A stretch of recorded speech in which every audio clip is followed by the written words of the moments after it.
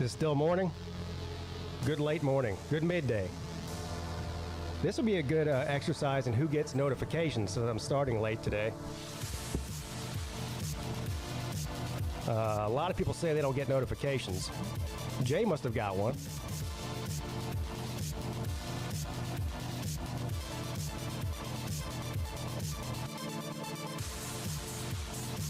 Good.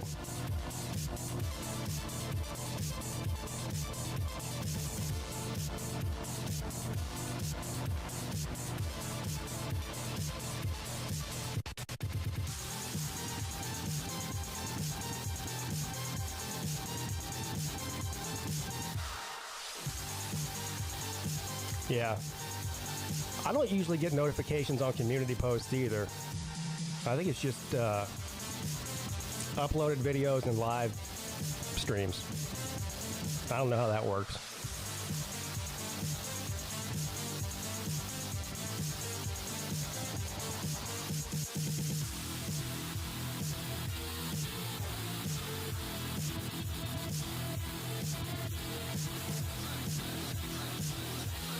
Anyway, I hope everyone had a good weekend. I did.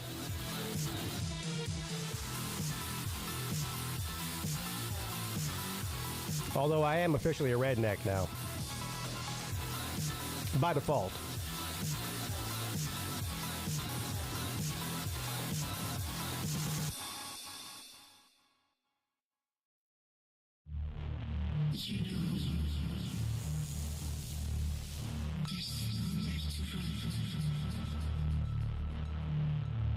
Oh, Norman's going to be on with Ari Shafir?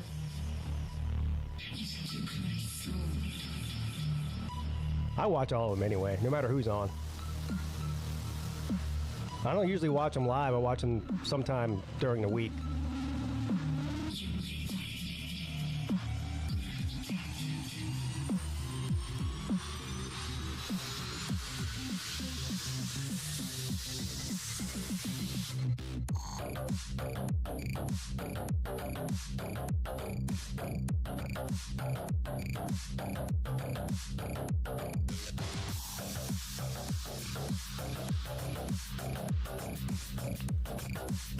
Go Tigers. Boy, lots of recruiting news out there.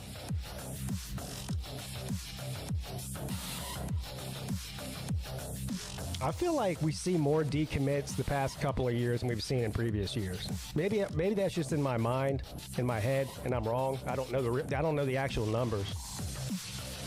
But it seems like a lot of players that were committed somewhere are decommitting and flipping. Especially in the past week or so.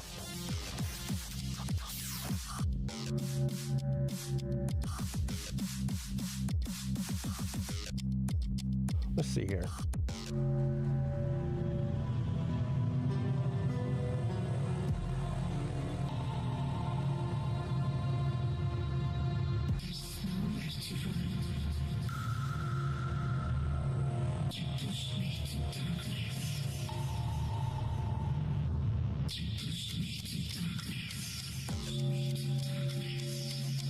Hey, there's Volusia.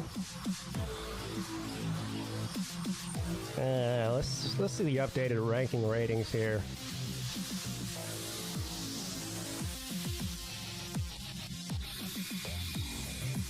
Shocker, Ohio State, Alabama, and Georgia top 3.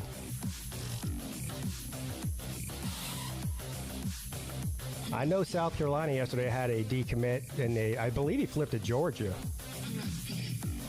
4-star player. I don't know what this is, Volusia. It's just on YouTube.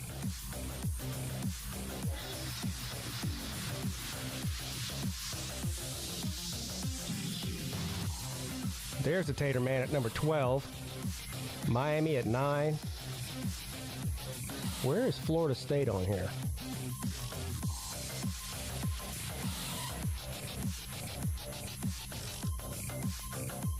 Yikes. Now, to be fair to Florida State, they've only got 10 commits. They better get to work. Currently sitting at 27. But they have a pretty high average player ranking. They got 9 4-stars and a 5-star. That's not bad for 10 commits.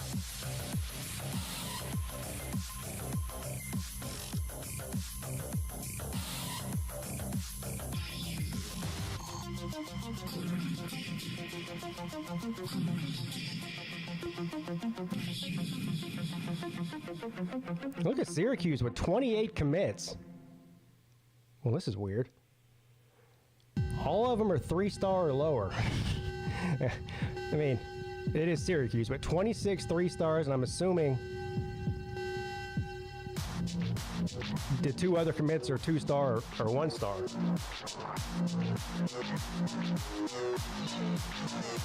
This music is something else. God damn.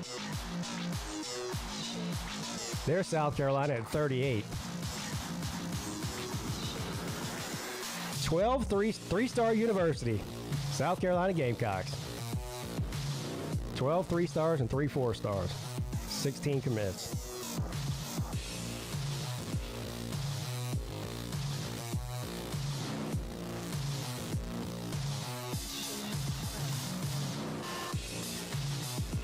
Yeah.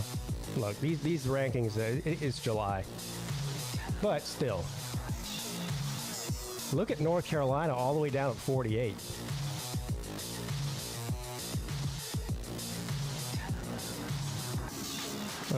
Clemson did just get a commit for the 2026 class from a 4-star quarterback yesterday. A dual sport player. He's going to play both baseball and football. But for a young guy, I guess he's 17. I don't know if he's maybe 16 or 17 years old. He's a big dude.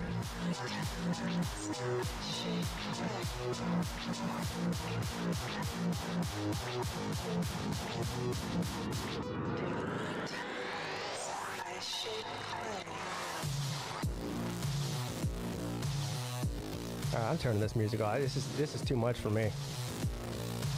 It's hit or miss with this music. This is like something serious here. Good God Almighty. What is today? Oh yeah, happy Monday, everybody. Welcome to the Midday Show. Better late than never, as they say. That holiday really screwed up my scheduling here, and plus, guess what? Peete Jr. got his first job. Yeah. Got his first job. Well, actually, technically, it's not his first job. He worked for 2 or 3 weeks under the table with my brother-in-law last summer. This is his first official job where he gets a paycheck and pays taxes and all that jazz. So excited for him. And now he can start paying for his own shit. That's the real key. Instead of asking us for money every 5 minutes for whatever he needs, he can buy it on his own now. He actually owes me some money too, so I'll be taking some. Me and Uncle Sam will both be taking some money out of his first paycheck. But he's going to be slinging coffee at Starbucks. Yeah. Now I got to take him to the DMV and get him a government ID because he doesn't have one. Oh. Garnishing his first paycheck, yeah. Well, no, not his whole first paycheck.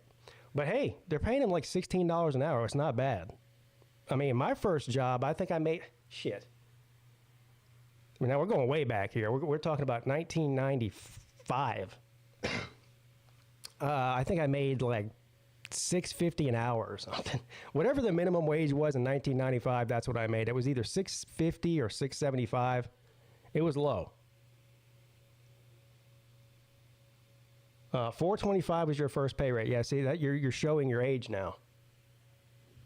But anyway, $16 for your first job is not bad.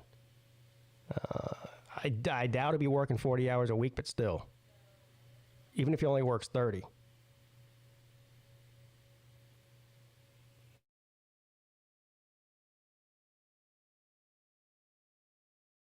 Celebrating recruiting in July is crazy.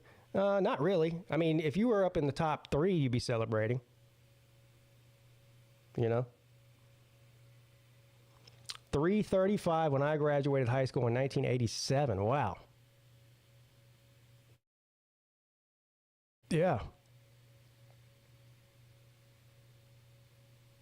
87, you're about my sister's age,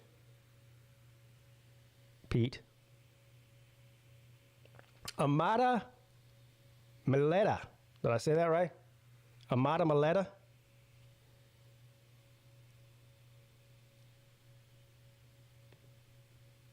Anyway, StreamYard is open.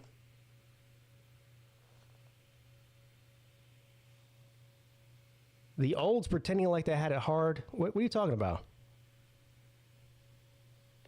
What do you mean by that? Hold on. I'm on? Good. Yeah, you're on. Yeah. So, yeah, the olds pretend like they had, back in my day, we worked for, that's bullshit. Well, I mean, it's all relative. I mean, gas, whenever I got my first job when I turned 15, I also got a car. And my car insurance was like $30 a month, maybe. Yeah, and gas was 96 cents a gallon. So I would. It says I'm an old. By the way, Pete, you're not an old. I'm not talking about you. Oh, okay. Good. I feel old.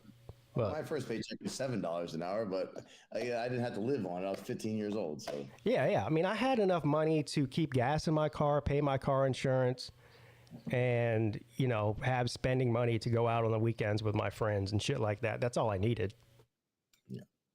Yeah. But what's up, sir? The fact that Starbucks pays a fanny pack. Who the fuck uses a fanny pack? The fuck is he talking about? Well, nowadays, fanny packs are out of style. Man purses are in now, I think. Jesus Christ. Anyway, go ahead. I'm going to cut you off on his dumb bullshit. Go ahead. I was going to say, the fact that Starbucks pays $16 an hour for a teenager, that explains why they charge $8 for a coffee. Because they got to pay those guys $16 an hour. Well, they don't have to charge $8 a coffee to pay them $16 an hour. Starbucks is a multi-billion-dollar corporation. They'd be just fucking fine charging $4.50 for a coffie. They're just greedy as fuck. Yeah. But okay. It's not about teenagers making $16 an hour. It's about people that actually have to pay their fucking rent on that money and feed their kids. Yeah. Because, not everybody can be a fucking salaried worker, right? That's the whole thing. I've never been to Starbucks. So. You've never been to Starbucks? No. How is that possible, Vic? I don't know. Have you ever drank a Starbucks? Like, has anyone ever given you one? No. No? No. Well, Starbucks does taste like dirt. It is shit coffee. I'll give you that. Mm. Well, coffee's coffee to me. I don't know. I mean, but look, I'll accept the Starbucks. I'll go to Starbucks from time to time, but it's not good coffee. Their coffee is not necessarily good as their specialty drinks, the sweet drinks they have. I don't know. I don't drink it very often. Every once in a while, Mrs. Peete will be like, I'm going to Starbucks. Do you want anything? And I'll get something. But just in general, I make my own coffee at home and just drink it black. So you mean their fucking liquid diabetes? You know what Starbucks has figured out? McDonald's is figuring this out too, that it's inefficient to get us fat and hooked on sugar and fat by feeding us burgers. It's much easier to have us slurp it down in liquid form. Well, you can get sugar-free sweet drinks. Yeah, no one does that. Yeah, that's what I get. I get a sugar-free vanilla something. I don't even know what it's called. It's basically a sugar-free vanilla flavored coffee is what it is. Whenever I get it, but that's very rare. I wouldn't drink that if you fucking gave it to me for free. It's Jesus Christ. Now, if I'm staying in like a hotel or a resort or something and they have a Starbucks in the hotel, I'll get that when I'm there. Because it's better than the shitty fucking hotel room coffee they give you. Dude, I mean, obviously we have Starbucks here we have probably more Starbucks here than in America. And black coffee only, baby. Cold brew, actually. Black coffee only. Yeah, I drink mine black too. Fucking pumpkin spice, extra sugar, vanilla, fucking goddamn diabetes enema bullshit. Fuck that. Black coffee is all you need, dude. It's all you need. Oh yeah, pumpkin spice. Yeah. Fuck that shit. It's poison. Yeah, I don't do pumpkin anything. pumpkin pie, maybe. That's about it. Starbucks actual coffee is not good. Starbucks actual coffee is good if you've never had actual fucking coffee. You can cook. You can brew up way better coffee if you buy nice coffee beans and grind it up and brew it at your own house. Starbucks coffee is fucking dirt. Have you noticed all the Hollywood elite are either offering their brand of coffee or their brand of whiskey or tequila? Vodka too. Yeah. Like Yeah, liquor is the main one. Right. Yep. Like Little Wayne has his rum. What do they call it? Bamboo. We were talking about this earlier, right? Yeah, it's good. Propane rum, yeah. Which may be good. I mean, I'm not hating on it. It is good. Slim brings it to all the events we meet up at, and it's good. I've never bought it, but I've drank his before. I was saying, man. So my wife got a PR gift, and I'm looking right on my table right now, $1,000 worth of Hennessy. Now, Hennessy, that's just disgusting. Oh, you want $1,000? What is that? What is that? $1,000 worth of Hennessy. Right, is that 80 bottles? What the hell is that? No. It's right now. I got 4 $200 bottles of James Hennessy Reserve and 3 bottles of VSOP. So the James Hennessy are 200 each, and the VSOP are 100 each. So it's actually more. Wow. Why did you get that much Hennessy? She got 80 some bottles this is thousands and thousands of dollars worth of shit. And so we got a few of them to take home, and I don't know what the fuck to do with it because I don't really drink cognac, right? Like, Yeah. I don't know how to. Like, I mean, I'm cracking open. Would I mix it with? I got some ginger ale. Am I like desecrating it by doing? I don't know. I don't drink Hennessy, so I don't even know what you're supposed to mix it with. I mean, it's good, but it's not like good enough for me to sit there and like drink it for hours on end. Like, you know what I mean? Like, Drink it straight up, Volusia. I mean, I want to. Like, I don't want to. Like, it's good enough shit that I don't want to mix it. But if I don't like it straight in large quantities, I guess I've got to mix it. I think you're supposed to mix it with Coke. I don't know. Oh man. Hennessy, I think you're supposed. If it's cognac, you drink that straight up. Yeah. I think that's the idea. Oh fuck! I just cut my finger. I thought you were supposed to mix it with ketamine. With ketamine? I'm fresh out of that, baby. Vic with the jokes, man. I love that. Yeah. Yeah, Vic likes to party, don't he? I'm telling you, damn, Vic. You know, a little fentanyl in it too. Yeah, get you numb. Make some lean. Yeah. And some weed. Yeah, put a weed gummy in it. Yeah. That's right. He said some lean. That's codeine, isn't it? Yeah, lean's codeine. Yeah. Yeah, wasn't Little Wayne addicted to like cough syrup for a while? Yeah, codeine. Yeah, that's not cough syrup. It's codeine. It's codeine promethazine syrup. Well, I mean, codeine is technically it's like pharmaceutical cough syrup. But. And there's a name for it on the streets. I forget what it's called. Yeah, lean. Lean, Scott. Lean. Yeah. Lean. Okay. I'm pretty sure that's what the rapper. Pimp C from UGK when he died. Yeah, I'm pretty sure that's what he died from. Yeah, that's exactly what they said he died. Yeah, he overdosed on that Jolly shit. Ranchers. Yeah, you got to put Jolly Ranchers in it too. Yeah. Damn, Vic sounds like an expert at this. Right, and they stir it up with Jolly Ranchers, but the problem is that shit costs like $400 a bottle. Vic, you're not on any lean, are you? No, I'm not on any lean. I guess I just lean and Sprite. That's that purple drink. Well, I looked it up on. Not drink. I think a soft drink company should come out with the name Lean and see how popular that would be. Yeah, I ain't buying that. Well, I just looked it up on Google, but yeah.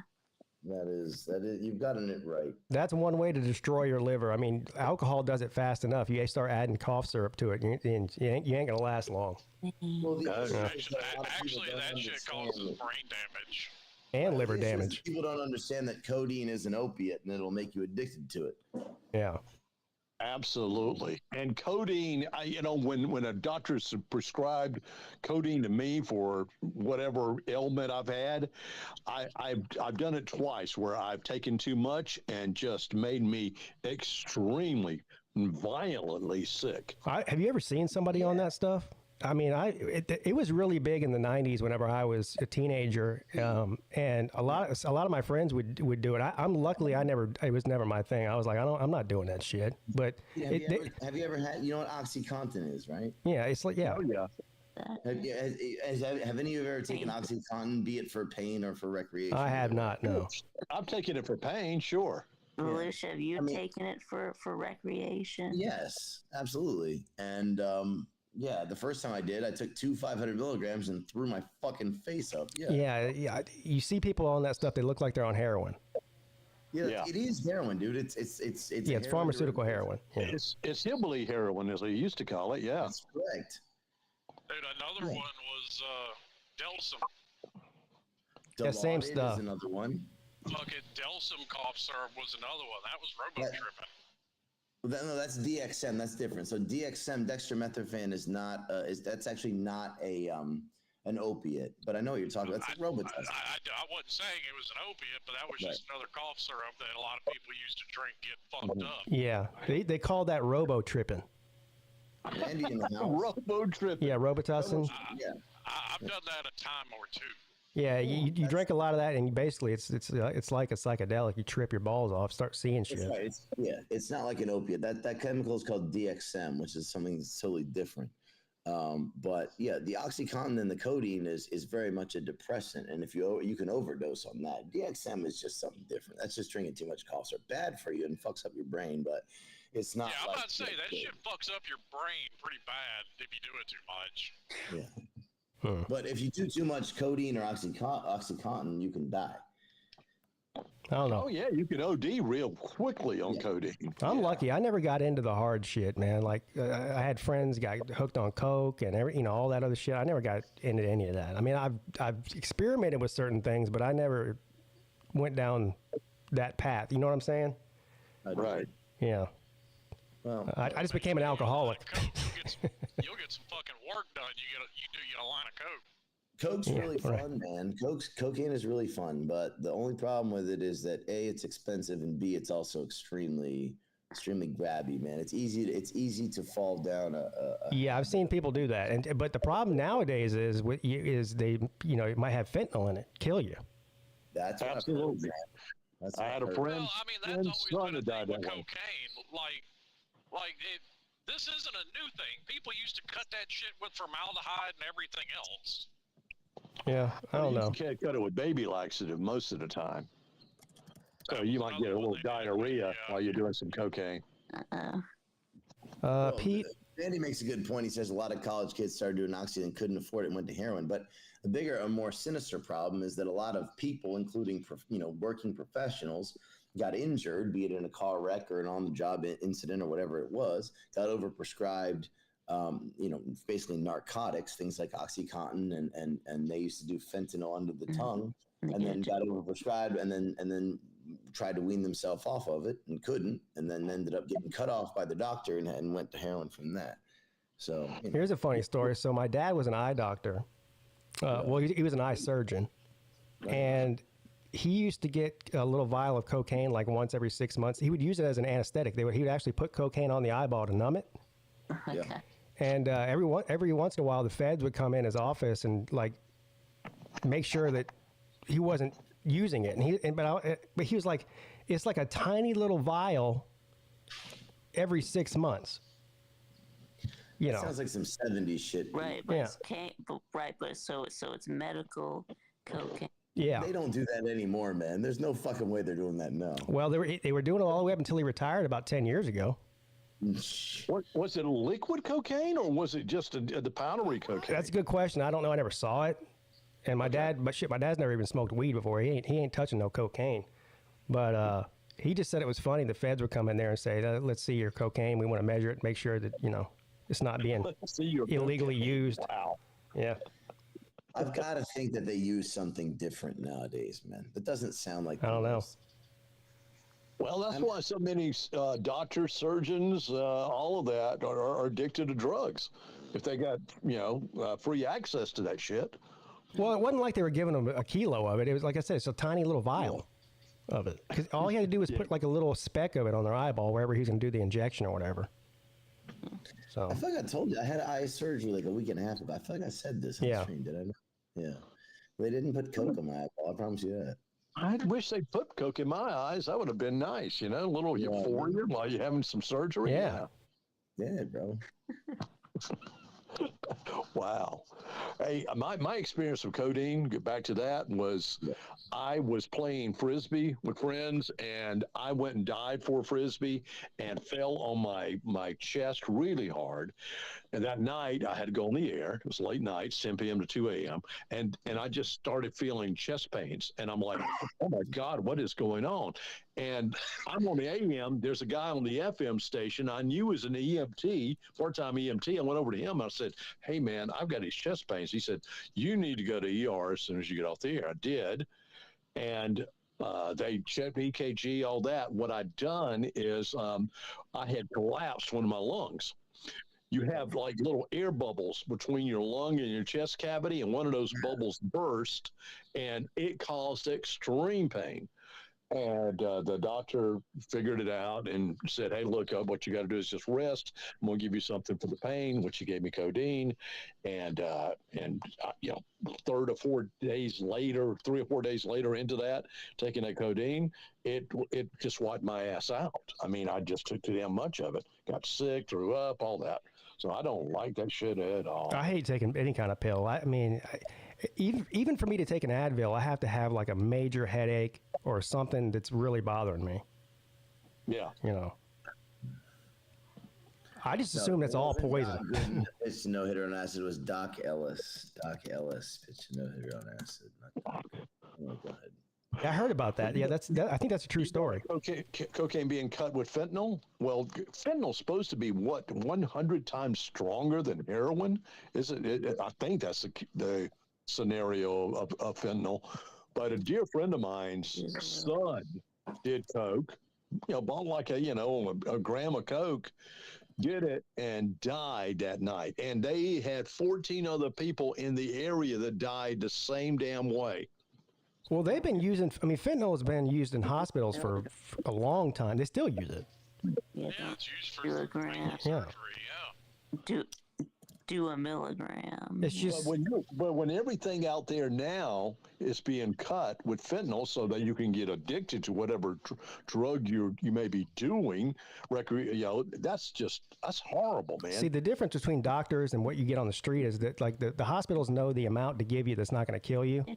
But when you have people mixing street drugs in a fucking, house in the ghetto somewhere, they don't know how much they're putting in there. In the ghetto. In the ghetto. Doc Gooden is the one. Okay. Doc Gooden is not the one. Doc Gooden used to do toots in the locker room. Doc Ellis for the Pirates in the early 70s is the one who threw the no-hitter on acid. Pete is wrong. Pete According to Belushi, all we have to do is raise minimum wage and these problems will go away. Yeah. That's not the case, but it helps.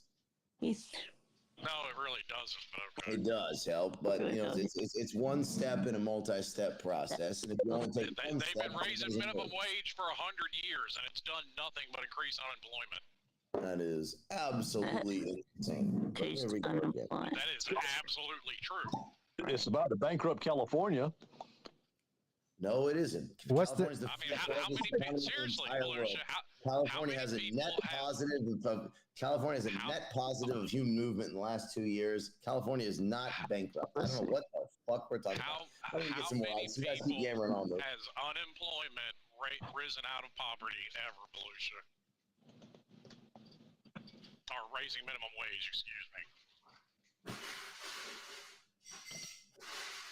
Yeah, I don't know. What is the minimum wage in California?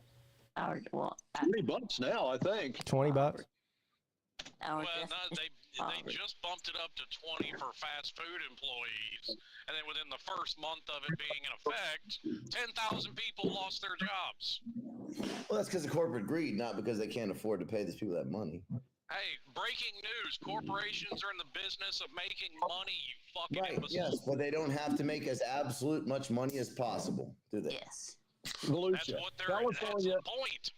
This is according to Associated. The point of corporations is not to make as absolutely much money as possible. Yes, it literally is. Well, Yes. they are a healthy society that does not make. They are legally bound to their shareholders if it's a publicly traded company to make the most profit they can. That. They're not.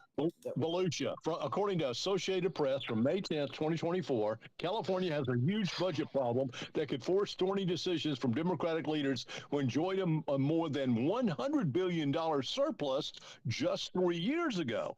This is the second year in a row the nation's most populous state is facing a multi-billion dollar shortfall. Well, weird. If they had $100 billion surplus 3 years ago, I think they'll fucking survive. Number one. Number two. I'd say it's gone. That surplus is gone. Do you understand that? I mean, it's gone. Oh. They've used it. Gavin Newsom's used it for all kinds of crazy shit, including, setting up a homeless townhome terrace for the homeless. Hey, don't forget all those free crack pipes they were giving out to everybody and needles. They were giving free crack pipes. Yes, they're spending billions of dollars on crack pipes. Look, California is the most beautiful state in our country. Probably, I admit that. It is one of the most beautiful states in our country. But when you got Gavin Newsom governing that state, he has ruined that state. That's why so many people are leaving California. They have a net positive of movement in the last 2 years. California has grown. I think most of their industry is definitely agriculture. But the outside of that, it's just, Silicon Valley, Hollywood. So you probably have the highest concentration of millionaires/billionaires in California than any other state, but that's because of the entertainment industry more than anything else. I'm interested in know that. I don't know if that's even those in the entertainment industry are moving out of California because they can't afford the damn taxes of California. Yeah, the thing is though, Scott, like if you're an actor, you have to work in Hollywood. You have to live. You don't have to live there, but you have to work there because that's where the shows are being made at. Right. The California's three largest industries are finance and insurance, trade, transportation, and utilities. So, Hollywood doesn't run in California. California's a big state. Hollywood's a small place. Well, agriculture's got to be their number one. No, their number one is finance and insurance. And actually, to Scott's point, Belushi, California's lost 2 House seats. That's how much population they lost. Well, yeah, since the last time they calculated it, but when they do it again, they'll gain them back. Yeah, I don't know if they're going to gain them back anytime soon. All the border. Yeah, well, yes, because they count in the 9 million border jumpers that are all in there. No, they don't. They actually literally don't. You realize that actually they literally do. Illegal immigrants can't vote. We do understand that, right?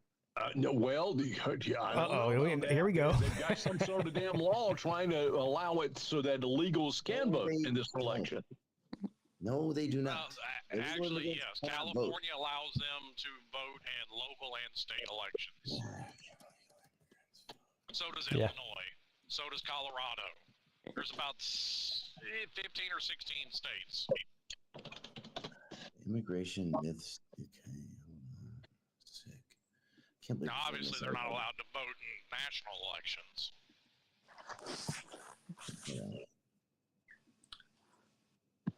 The newest trick is to pay people to vote. Yeah, right. Sure. Yeah. Oh yeah, I mean, you took the bait, Jesus Christ. I mean, to your point, when you started the show, Pete, I think that's what's causing a lot of the decommitments in college football because USC, as an example, is one of the ones leading the way. Paying people $10,000, $15,000 to take an official visit. And then they commit and visit other places, then decommit because they're like, screw that noise. And they commit somewhere else, yeah. Yeah, I'm not even talking about USC. I mean, it's everybody. It's not just the California teams doing that. Well, no, I'm just using them as an example of one that it's been open about paying guys anywhere from $10,000 to $15,000 taking OV. Yeah, I think most of it has to do with NIL. Like for instance, I believe there's a 5-star offensive lineman. I don't know do we have a Georgia fan in here? Who's the guy that y'all? 2 of them that decommitted. Who's the guy that y'all stole from South Carolina yesterday? That he flipped, huh? Oh, that was a cornerback. Cornerback. I can't remember his name, but I saw that. I don't know. I don't really. Non-citizens cannot vote in California, but we can talk about that's just false. But we can talk about the thing. No, it's not So false. No, it is false. False. Voter registration No, in California is included U.S. citizens who are state residents and at least 18 years old on election day. While one city, San Francisco, does allow non-citizen parents to vote in local school board races, those voters go through a separate registration process, and the policy doesn't allow them to vote in any other election. Well, let me ask you this: do you have to have an ID to vote in California? No. You have to have an ID to vote in California. Let's check it out. So if you don't, then anybody can vote. That's not the case. There you go. That literally is the case. It's actually not. Hold on. Which that's an argument I've never understood for the life of me. I mean, you literally have to have an ID to do fucking anything. Yeah. But for some reason, it's a problem, and you're a terrible person for saying you have to have an ID to vote. You're a racist. No, it's not. So it's not racist if everyone has to do it. So Right. There you go, Pig. Absolutely. Well, unfortunately, California does not require voters to present photo identification. However, voters may be asked to show a form of identification when voting if they are voting for the first time. After registering to vote by mail and did not provide a driver's license number, California identification number, or the last four digits of their social security number. Okay. So actually, Vic, what they say is, and this is literally out of Kamala Harris's mouth. Well, black and brown people can't get IDs. What do you mean they can't? I thought Biden said that. What? Well, they can't get. Well, I'm sure he probably has too, but the video clip I saw was of her saying. Why not? Well, of course they can, but ID should be free. Why can't they Do we get? agree that ID should be free? Why can't they get IDs? Absolutely. Well, of course they can. If it's, I mean, look, yeah, they should be able to get an ID for free. Now, not a driver's license or anything like that. To be free. Sure, no, totally not.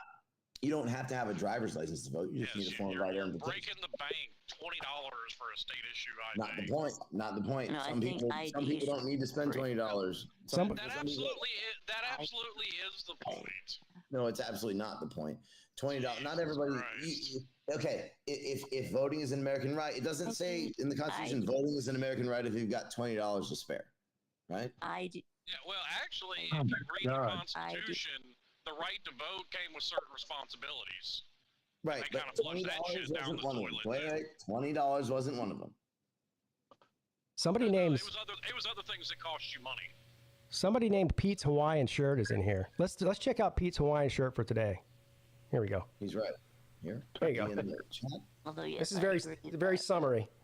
ID should be free. Yeah. Of course it should. Oh, Squid Tart in the house. Yeah, I want to give Squid Tart. I didn't get a chance to do this. His video where he AI'd all your voices up singing was fucking hilarious. Oh, that was great. That was a great video. Yeah. That was funny as shit. I can only imagine how long that took him to make.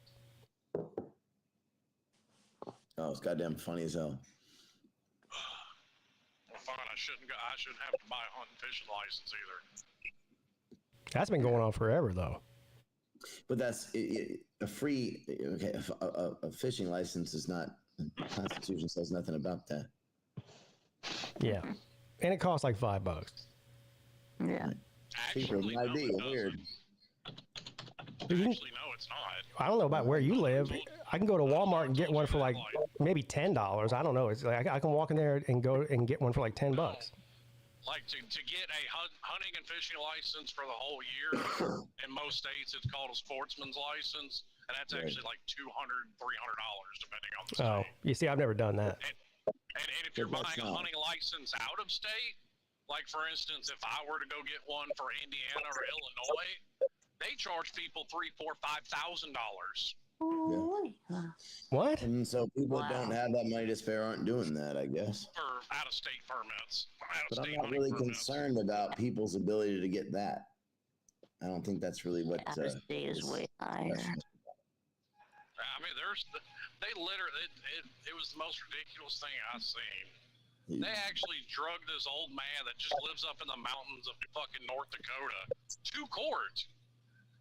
Because they found out he didn't have a hunting license, and apparently hadn't got one in like 60 years.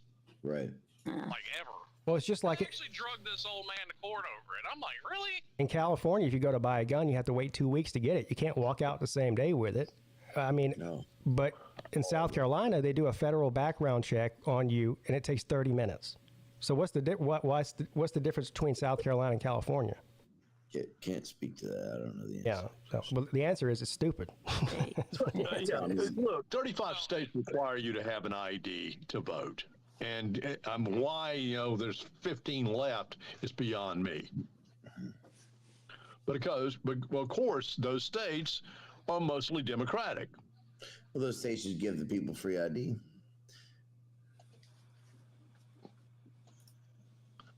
Well, according to I can report that ginger ale with Hennessy VSOP is good.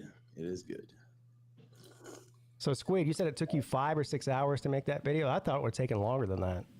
Roughly, yeah. It was, most of it was just getting the song, splicing everything up. A lot of people make the assumption that I just put all those voices in and then just, it did all the work for me audio-wise. But no, I had to make every single track on its own, and then I just sort of spliced them all up together, and then I created the little music video to go along with it.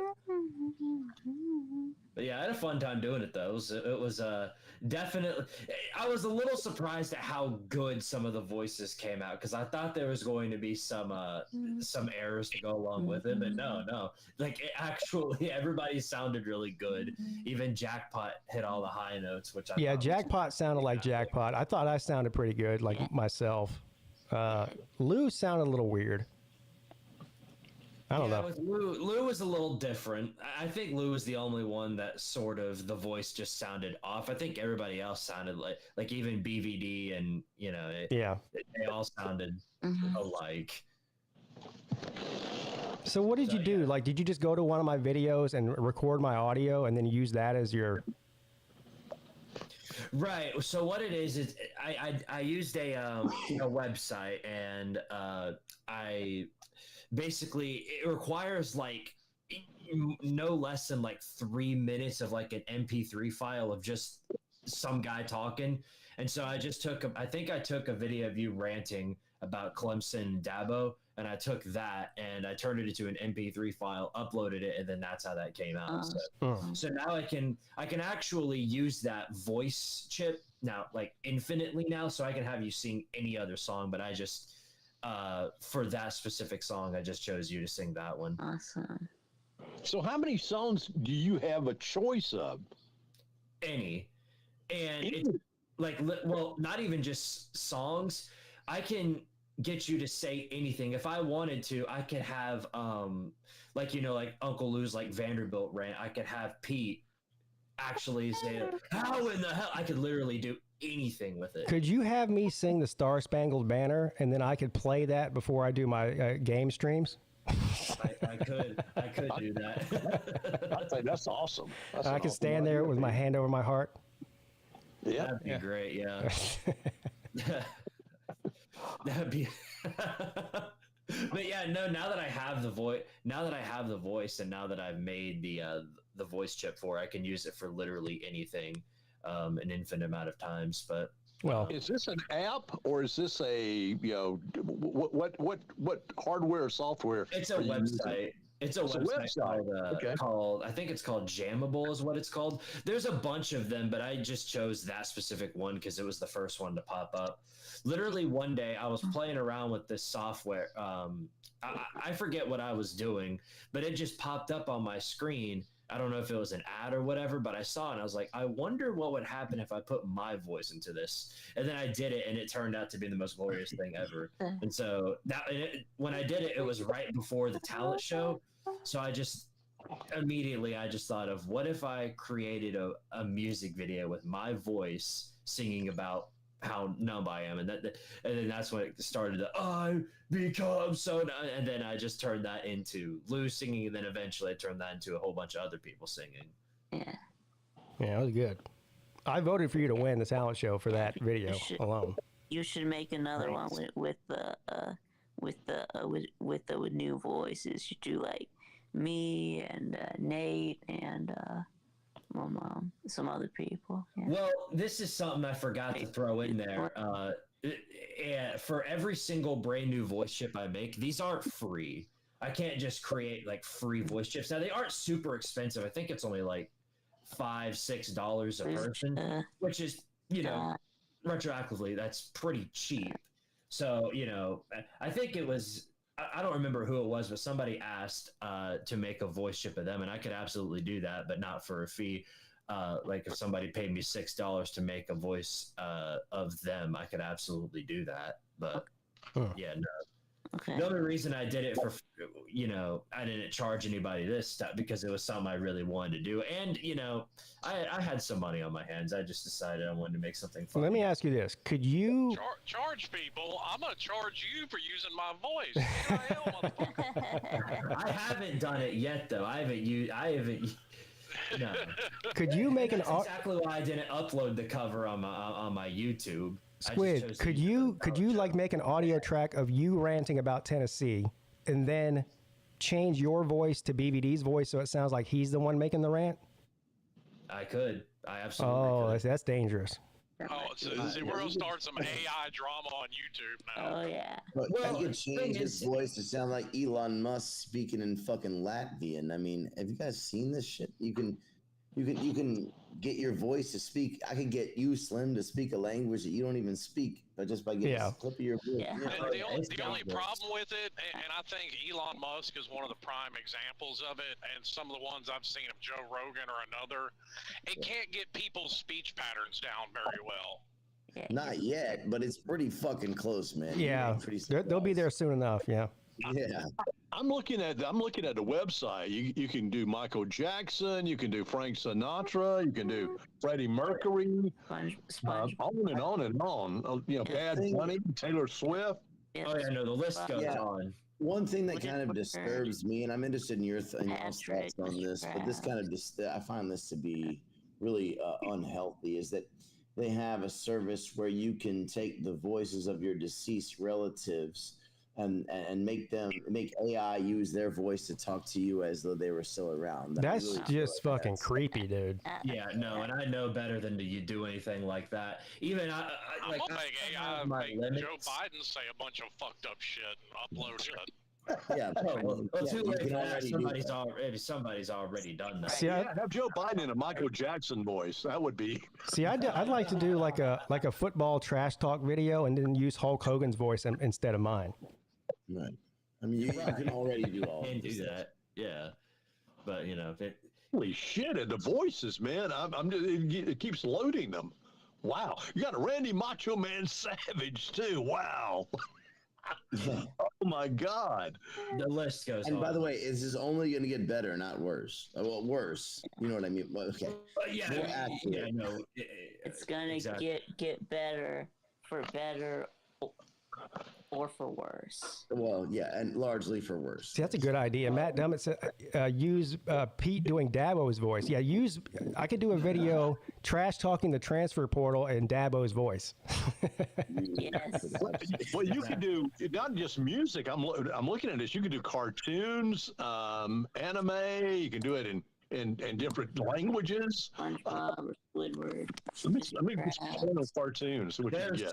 So many different voices, and all it takes is for one person to upload it, and then everybody can use it. Now, for mine and for all of your voices, I actually turn them to private, so that way nobody else can use it. Because I don't want, specifically for some people, I just don't want all that getting thrown out there. I already had somebody complain to me about using their voice, and for all Oh, who was that?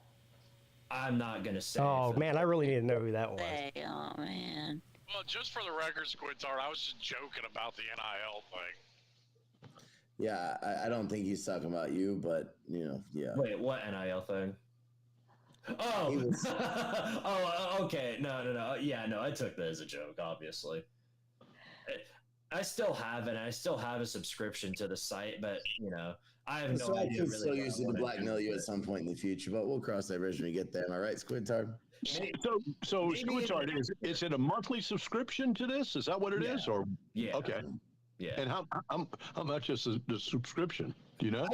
I use one that's $7 a month, and basically what it does is it gives you like I think 30 credits, and for every song or every cover that you make, it takes off 1 credit. So like when I had for example Peete sing the Backstreet Boys song, it took off 1 credit. Then I did the same thing for BBD and Lou and everybody else, and I think total that took like 6 or 7 credits. So it's a good use, and it's fun. It was fun to play around with as a toy, and maybe in the future I'll do like that slob the slob wrestling and create like a slob AI channel, but that's only if there's like a big demand for it. Right now though, I don't intend to do that. I think we can probably narrow it down who complained, because there was only a few of us. It wasn't me, and I guarantee it wasn't Lou. Yeah. So it had to have either been Jackpot or BBD. It was probably Jackpot, yeah. Because I don't think that BBD would really care. So. I don't know. He did punch Squidtard. They got beef.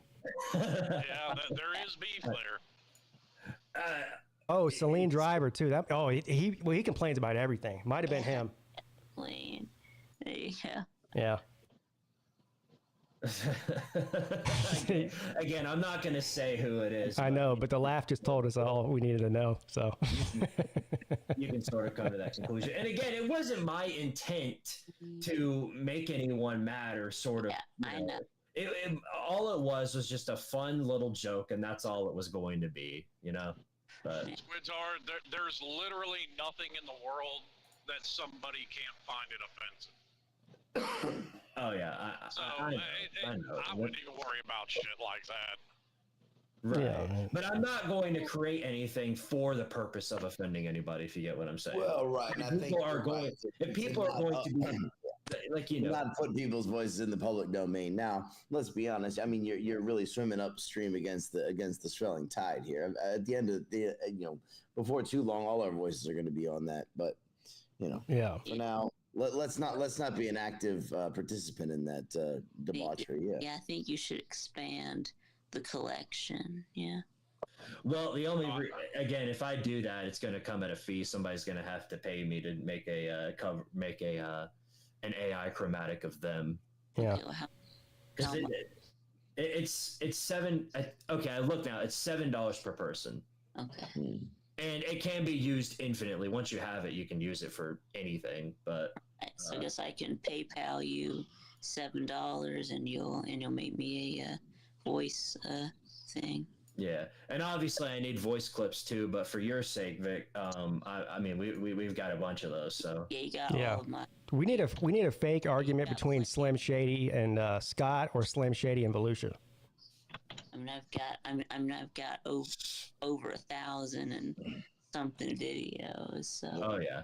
It will not be difficult to get voice clips of you. I'll say that much. What, Pete? You don't get enough of the real thing? Now you want some AI versions too? Yeah, because then he can just make you say whatever he wants. I'll make you talk at Bernie Sanders' voice. There's a lot of good. I will break my own rule and hunt your ass down. The possibilities are endless. Slim Shady talking in Biden's voice. Sounded like Liam Neeson there, Slim.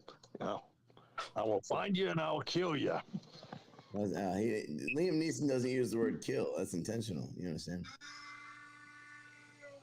Yeah, well, people keep asking questions in the comments, and for anybody wondering, yes, I can make Slim Shady sing Barbie Girl if I wanted to, but I will not do that.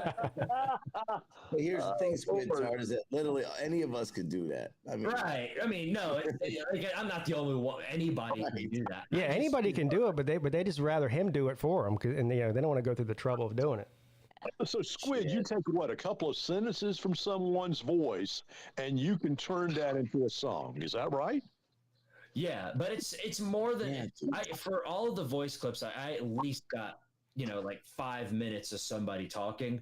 Like I think for Pete, I used up to like 30 minutes of him ranting about Clemson. So that's why. Which is why it sounded so goddamn good. But yeah, listen, I hate to bring it to y'all, but other than Squidtard, they got hours of all of us talking. So yeah. Oh no, they've got out.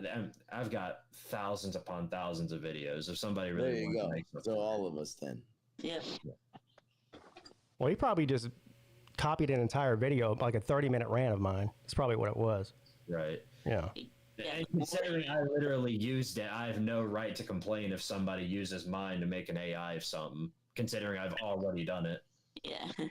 Well, within reason, right? Yeah. Although luckily for my AI voice chip, I sound so stupid because every time I sing something, it sounds like I'm just screaming. You're screaming, yeah. Yeah, right. I do good at a metal song though. Yeah. I mean, yeah, it's gonna get better, but like, I think Vic is a prime example. Like, if you're trying, like, deepfake would have a problem matching his speech pattern. I don't think it would, man. Why is that? Dude, it already does. It already does. Man, look, I think you Really, underestimate. why is that You know so? that it improves every couple months, right? No, Like, why? drastically so. Why is that, It's fucking sir? scary. Yeah, I don't know why Vic would be different than anybody else. Can you elaborate? So listen, man.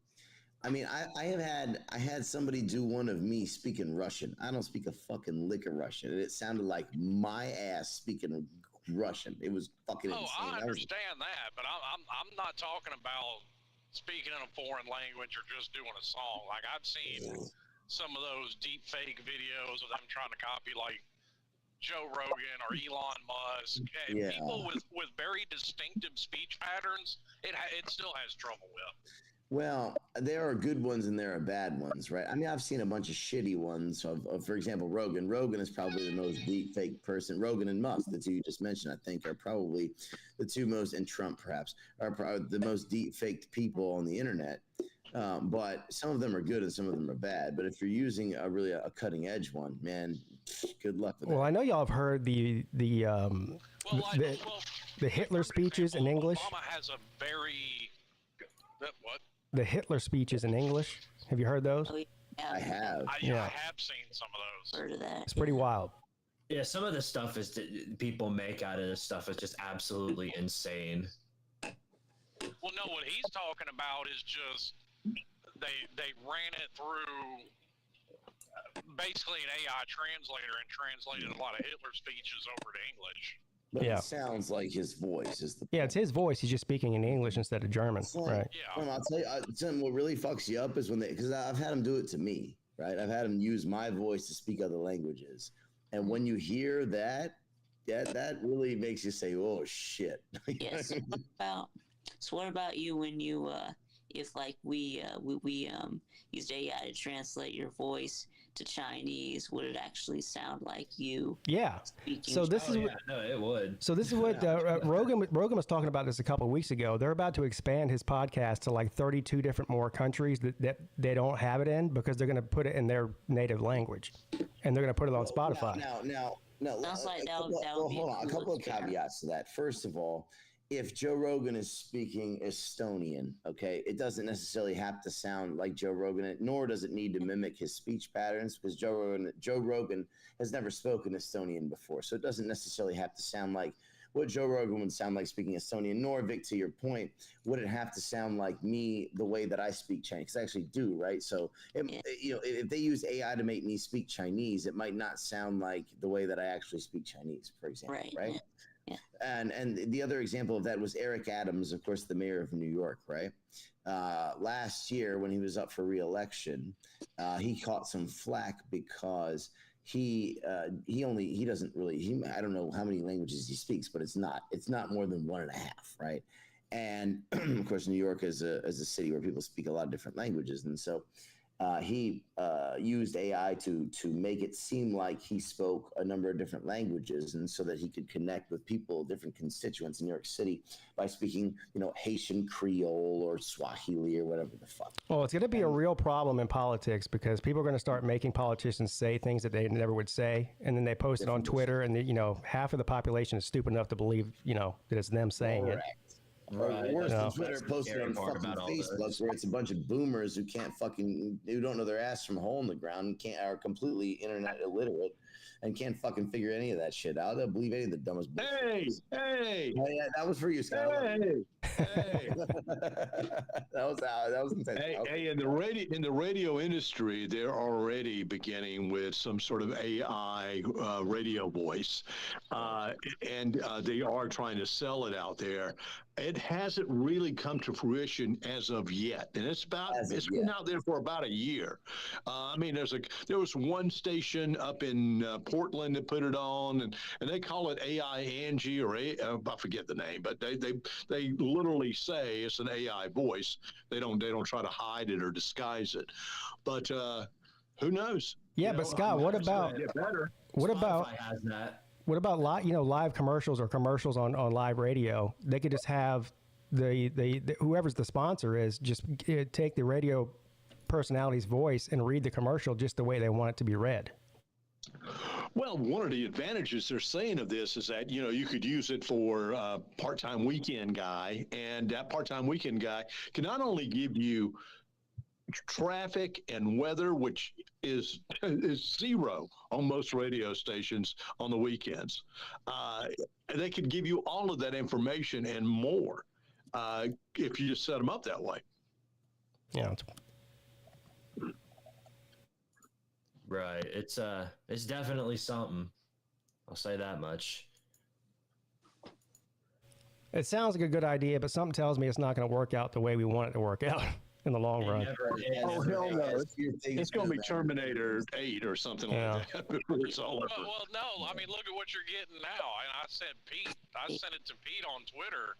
You had a story out of South Korea of that AI office robot that flung itself down a flight of stairs and committed suicide. They said it was because he was tired of working 24 hours a day or some shit like that. I saw the same thing, Slim. I saw some robot that all he was doing was pulling carts off of a rack, and 20 hours into it, he just fell off and kind of destroyed himself. Robot suicide. Damn. That's sad. We got shut down. He's shut down from being overworked. But you know what I watched this weekend, and it was just really strange and unusual, and I hadn't watched it since it actually came out, was 2001: A Space Odyssey with a HAL 9000 computer.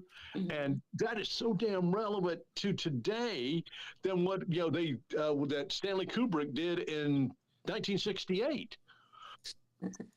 And it was, I was like, holy shit, this is scary. Because the computer thought, I don't need humans. I can do this all by myself, and I can go on the mission myself. In case anybody never watched the show or never watched the movie. Yeah, they've done that lots of times. They've done that in Terminator, and they do that in iRobot with Will Smith. So. Yeah. Yeah, I heard there's a new thing. Kubrick was the first one to do something like that in a movie, and that movie from 1968 is so brilliantly, the cinematography in that movie is just astounding. Have you heard the new scam? Like the new Nigerian scam, we'll call it that, where they'll call you and they'll have your spouse's voice. And they'll say, hey, I'm in trouble. I need you to go ahead and wire me or, cash at me or whatever, $5,000. And it's not really your spouse. I have heard of that, yeah. I have, yeah. No, that's terrifying. Yeah. Terrifying. Yeah. I guess you just tell them no. I don't know. No. Come again later. Well, just tell them you're the Sultan in Nigeria and you just don't have time for all that. and you need to wire me some money for my re-election. What? They're arguing about the border in the chat. I don't know what for, but well, no, Hufflepuff's on some dumb bullshit. He's just lying. The border, the border. He's just lying, basically. He's not lying. He's lying on behalf of Trump. But it's fine. Yeah, the border. Which one? Well, listen. I don't want to derail this any more than we need to. I'll sit there and yammer on the chat about that, but let's not do it. You've only got 9 million people streaming across one border, Vic. It's not like the Canadians are fucking invading. No Canadians are trying to sneak in. Yeah. Southern border. Yes, I know. Yeah. Then China and the deep state. He's just talking horseshit. Anyway, go ahead. Anyways, I'm not going to derail So this kind of basically, if Belushi says it's bullshit, it's absolutely true. And I don't even know what's being said. Right, there you go. Thank you. I don't even know what you're talking about, but it's bullshit. All right, cool. Anyway, moving on. Well, just if you say it's bullshit, I know it's absolutely true. Yeah, of course. That's right. Because that's how arguments work. He's using inference to come to that conclusion. That's He's inferring. That's fucking genius. Hey, man, I'm using my Sherlock Holmes level deductive powers. Anyway. I mean, it's just like anytime a politician opens their mouth, I assume they're lying. Same thing. Yeah, pretty much. Yeah. But that's also true as well. Well, sure. Well, actually, it's not, obviously. Of course it's not. But... Well, most of the time it is. But it's not, though. Okay. Uh-oh. I don't know. You just believe anything that a politician says? I don't. Burn it all down. Good. I'm glad you agree. America sucks. Let's burn it all down. Everyone's a liar. Everything is shit. So you agree? Well, I'm not saying American politicians only because I live in America, but I'm talking about politicians worldwide. Everywhere, yeah. Including the Chinese. That's why the world doesn't work. Old sayings are old sayings for a reason. That's why we don't have anything good in the world. That's why everything sucks. The flag may be different, but the methods are the same. Right. That's why the world doesn't work, right? That's why everyone is in poverty. We're not sitting here talking to each other basically for free almost from the other side of the world. Yeah, it's all good. Yeah, that's right. Oh my God. Pete, governments are horrible. Governments are horrible. Politicians are all liars. Nothing works except, I don't know, we're in the most advanced place we've ever been in the history of the fucking world. Yeah, but that has nothing to do with politicians. Really?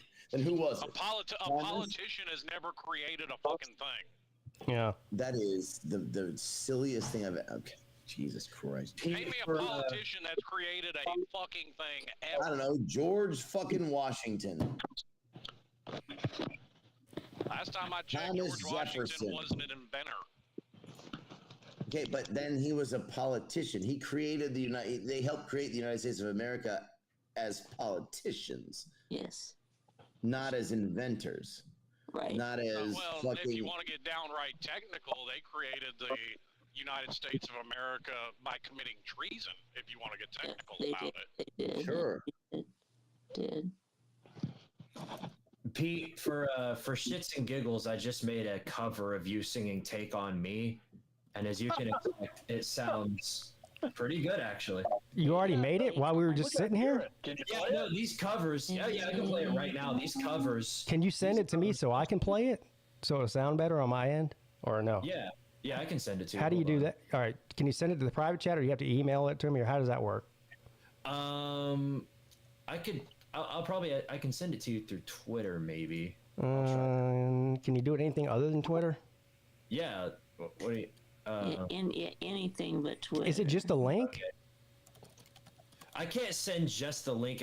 It's an MP3 file, so I have to send it to you like through email or something. Okay, can you email it to me? That'll work. Yeah, I can do that. All right. Yeah. Remind me, what's your email? freedomgrady@gmail. Oh, there it is. Popped up right away. All right. Okay. Jay says I don't respond to Twitter messages. Yeah, I do. You don't send me anything that requires a response. You just send me videos. Right. I watch them, and that's it. I don't know what response you're looking for. Okay, just send it to you. All right. Yeah, no, once you have the chromatic, you can make these covers like instantly. They're made in like less than a minute, which is just absolutely baffling. All right, here it is. Y'all won't be able to, hold on. Y'all won't be able to hear it on StreamYard. It's only going to be on YouTube, but. I just heard you playing it. Oh, you did? I heard it. Okay, good. Let me try to figure out how to turn the volume up if I can. No. All right, okay, here we go. Volume all the way up now. All right, here we go. Ready? Enjoy. Yep.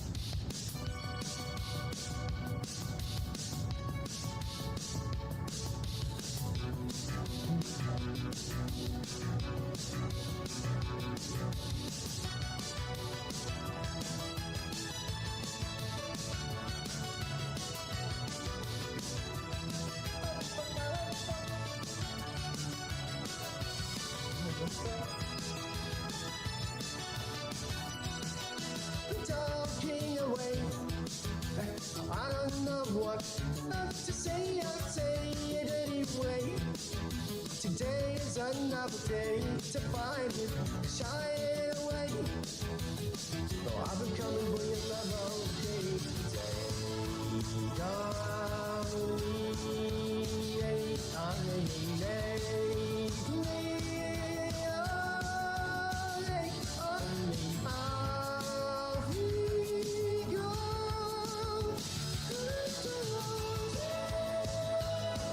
No, I can't hit that note. That's amazing. That is absolutely amazing. I go Hokie Life is okay. Say up to me. I'm still ready to be saved and sorry. Take on me,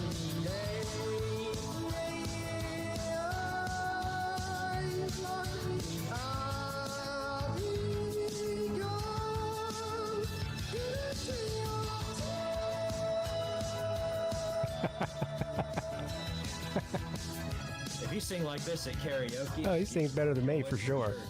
Damn, Pete. Didn't know you had the talent. I don't.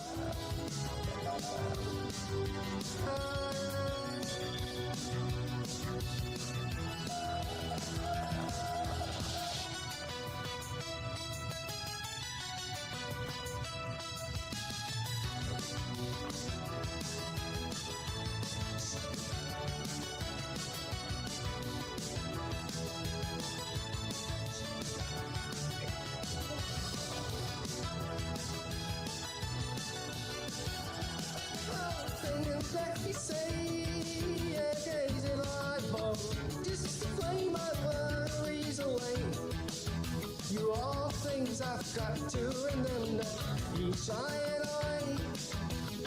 I'll be coming for you anyway. Take on me, take on me, take me, on me, I'll be yours.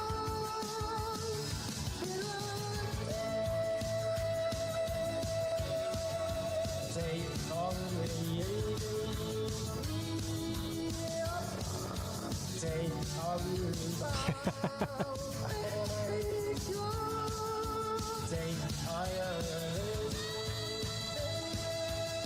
the background vocals positive. Yeah.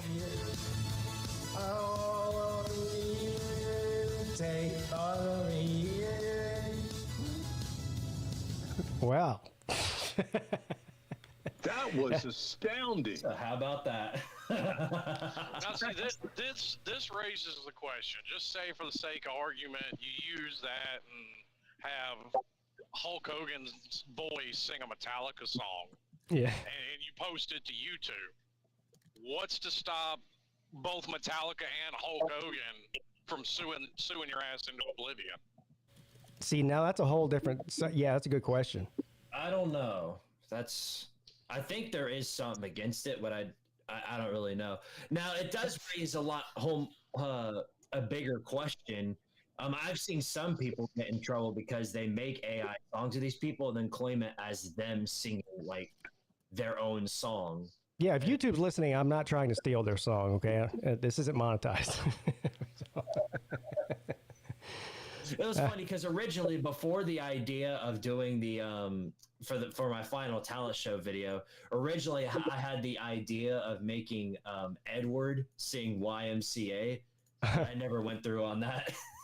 But so you just made that? You just did that in like 5 minutes? Yeah, once I had the chromatic, it's like instant. Once I make something with it, then yeah, I can do. Like right now, I could literally make a cover of like Jackpot singing like anything. But wow. Unless I'm requested to by the person in question.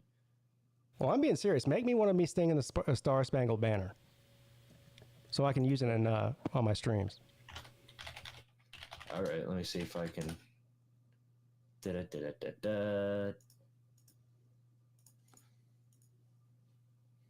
I'll have to find a. You don't have to do it right now. Just anytime. Okay. Yeah. Yeah, I got you. All right, we'll do. And I'll send you the $7 or whatever it costs for your fees.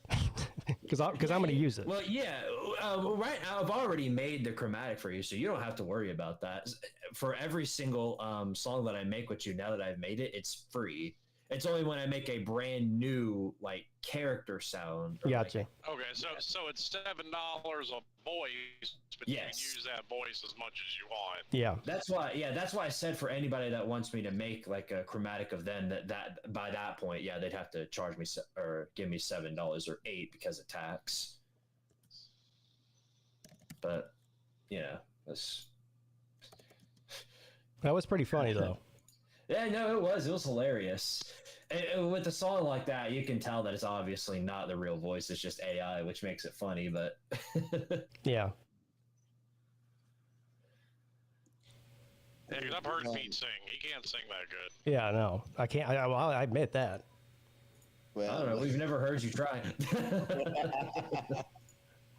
I've never heard him try that song, but Yeah, I did karaoke at the Slob Olympics, so.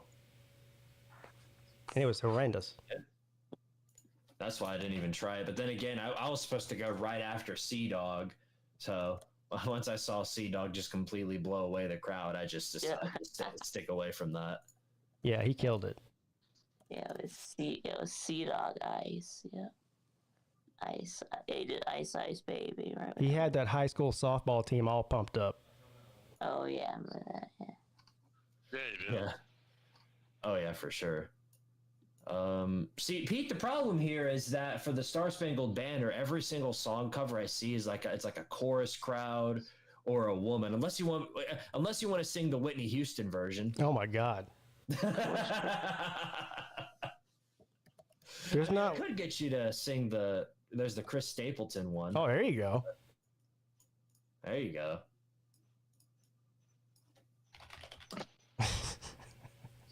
This is dangerous. Hello? Hello. All right, Vic? Yeah. All right. You were starting to do the hello thing. Just making sure. Yeah. Yeah, my connection was interrupted. But... Yeah, that's StreamYard for you. It tends to happen. That's the Chinese spying on you, Vic. Yes. Okay, yeah, that's what I'll do. I'll do the Chris Stapleton version. So all you do is just add the MP3 to that file, and it just automatically does it for you. Yeah, and it converts it in like no less than a minute. It's crazy how fast you can go once you have the chromatic for it. All right. Yeah. And yeah, now that I'm done with the talent show thing, which is just a little toy that I've been playing with, now that I'm done with that, everything that I do after this point, I'm not going to do unless requested. Even like my voice, I don't intend to make anything else with it. No. I don't know. There seems like there's a lot you could do with it, especially during the football season too. You could get creative with it. Oh, for sure. Yeah. I was surprised. I told my parents about this, and I showed them the cover of me singing Numb, and I thought they were going to be like, no, don't do anything with this. This is awful. This is, but no, they were actually like, this is amazing. Now you need to get Ed Orgeron singing a Garth Brooks song. Can't play Garth Brooks songs on the internet, though. Yeah. Right. Yeah. See, that's what I mean, man. So somebody's going to end up getting sued into, and you know, too, that some damn fool out there is going to try and monetize it when they do it. Yeah. Oh, yeah. We'll see. Well, you got to sue somebody who has money, so. How is that different than so Vic does this thing where he does Vicioke, where he does karaoke on his live show, how is it any different than that? I mean, I guess it is, but. Well, I mean, it gets, I think usually gets demonetized, but. Well, that's because of the music, not because of you singing. I mean, that's just because you're playing the song in general. I'm not even monetized anyway, so. Right. Well, once you get monetized, you can go back and monetize all the videos that you can. Make this video cannot be monetized all they want because I'm not monetized anyway, so. Right. Right, fair enough. Even for all of my like the covers that I made and when like the music videos, I say specifically at the start, you know, this is an AI cover. This isn't actually my real voice. The song belongs to whoever, you know. Right, but make it very clear that most of that stuff isn't mine, other than the music video of me singing like a dumbass. That's it. You want to know what didn't get me kicked off of YouTube? And this is clearly a stealing song from somebody. You guys want to hear it? Yeah. What's that? All right. Go for it. A lot of taters in this motherfucker. Yeah. Yeah, that's right, baby. It's a whole lot of taters in this motherfucker. Yeah. A lot of teams, they think they be great, but we break the mold. And you know that we gon' see hate because we 8-0. And I'm coming to ideate and create halo. And I'm about to do a remake when we take the gold from the leprechaun. Look, don't listen to them talking heads, their narratives weak. Too me get on the TV and they yammer on so frequently. Oh yeah, they're talented, but playing in the ACC pay millions, but they're analyzing it so lazily. We got the keys in the ignition, and my man DJ the ukulele on a mission. Read the defenses and he plan to make decisions, and he scan and make incisions with mechanical precision. Listen, so cry about the refs like the Buckeye fan base, cause whiny fan takes is something Tater man hates. Stacking wins like Hungry Jack with pancakes. Oh, you think you can take us pull up on that handbreakers? We some taters in this motherfucker. Yeah. I'll make a video of me dancing to this song and y'all be short. Let's go, baby. Let's go, baby. Now, I will say, this did not age well, but I still Talk love it. about them I'll chickens. stand by it. You know the only thing they're good for is finger licking. Thinking about the best seasons. It's really slim pickings. Best team in SC. It's them Busham County Pickens. Look, a Tatum and they really do not know how good it is to beat them down. No, it does not require wit, surgery, and yes, I truly feel delighted in the misery. Turn on the TV and I see them lose to misery at home. Yo, and you can take your cues from Paul, yeah, it's fine, bomb. And you can roll with your balls or your tie, dog. But one thing can't be denied, we gon' ride with the kids, with the lids, with the paws on the side, dog. The boys in orange got the crowd going bad shit. And we can move it on the ground and we can pass it. And we gon' put them leprechauns into a casket up in this motherfucker. Casket! I don't feel well. I don't feel well. Taters in this motherfucker. Yeah. Now go ahead and put them kids to sleep, cuz you know my tiger claw digs in deep, cuz throwing bows to the nose, ripping clothes on the show here with my tater man, PigskinPeete, and we some taters in this motherfucker. Yeah. Yo. And there's a whole lot of haters in this motherfucker. Yeah. That was the remix, by the way. I dig it, dude. Listen, I'm so proud of that. Even though it aged poorly, we did lose that game. And DJ obviously it was not what I anticipated. Yeah, he was not throwing passes with mechanical precision, like you said. He did not read the defenses and scan and make incisions and trying to make decisions with mechanical precision. He did not do that. But I'm so proud of that. I'm so proud of that. It's still an all-time classic, no doubt. Well, I appreciate y'all did beat Notre Dame last year. So. Yeah. True, we did get him. Should I do? I need to do another one this year, man. I need to pen another one. Yeah, do a Tater Man Part 2. That's right. That's right. That'll go high if we all beat Georgia, though. Yeah, you got about 7.5 weeks to prepare for Georgia. Do a Georgia song. Do a Georgia one? Yeah. You know what? I really should do that. I should do a Georgia one, should I not? Yeah, you should. Well, no, okay. Excuse me. Should I do a Georgia one or should I do a Florida State one and sort of run it back on DJ? You got a better chance of beating Florida State. That's what I'm saying. The South Carolina one would be really funny too. Well, of course. You should do it. I'll see what I can do. I'll see what I can whip up. All right. The South Carolina Clemson feud has really sparked these past few months. It's been a joy to watch. If you wanted to age better, you better pick South Carolina or Florida State. I got you losing to Georgia by 30. Yeah, 30's a lot. I mean, but yeah, I agree. I think Georgia's going to run y'all off the field, dude. I think it's we'll see about that. Yeah, I don't think that's the case. Opened with Oregon in 2022, and we beat them like 49-3. Yeah, I think it's gonna be something like that. Unless if Kirby's trying to make a statement, he never beats anybody by more than like 28. He just doesn't. 45-10 or something. Yeah. We'll see. Opening week can be tricky. Yeah. Look, I'll see what I can whip up at some point. I won't promise anything for any particular point in time, but I'll come up with a song. I'll come up with a new song this year. All right, good. I'm looking forward to it. Yeah. How you coming, Squid, on that? I mean, Oh, you didn't do it. Okay, that's fine. Don't worry about it. I'll do it now, though. Hold on. Oh, shit. What's he doing? Yeah, but I mean, Pete, I could get you to sing that whole Taters in this motherfucker. I could get you to sing that. Too. No, that's Volusia's song. Fair enough. Yeah. All right. Yeah, I need some NIL for that. I fucking made that whole thing myself, God damn it.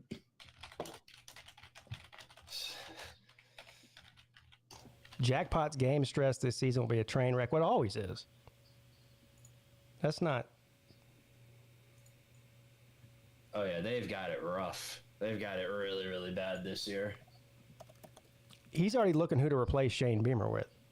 I see him talking about it all the time. Yeah. Shane Beamer just doesn't. He ain't ready. Well, he's right, and I've been saying it since he got hired. But he wants Dave Dorn in South Carolina. But see, me and you completely disagree on that. I actually think Shane's done a pretty good job, all things considered.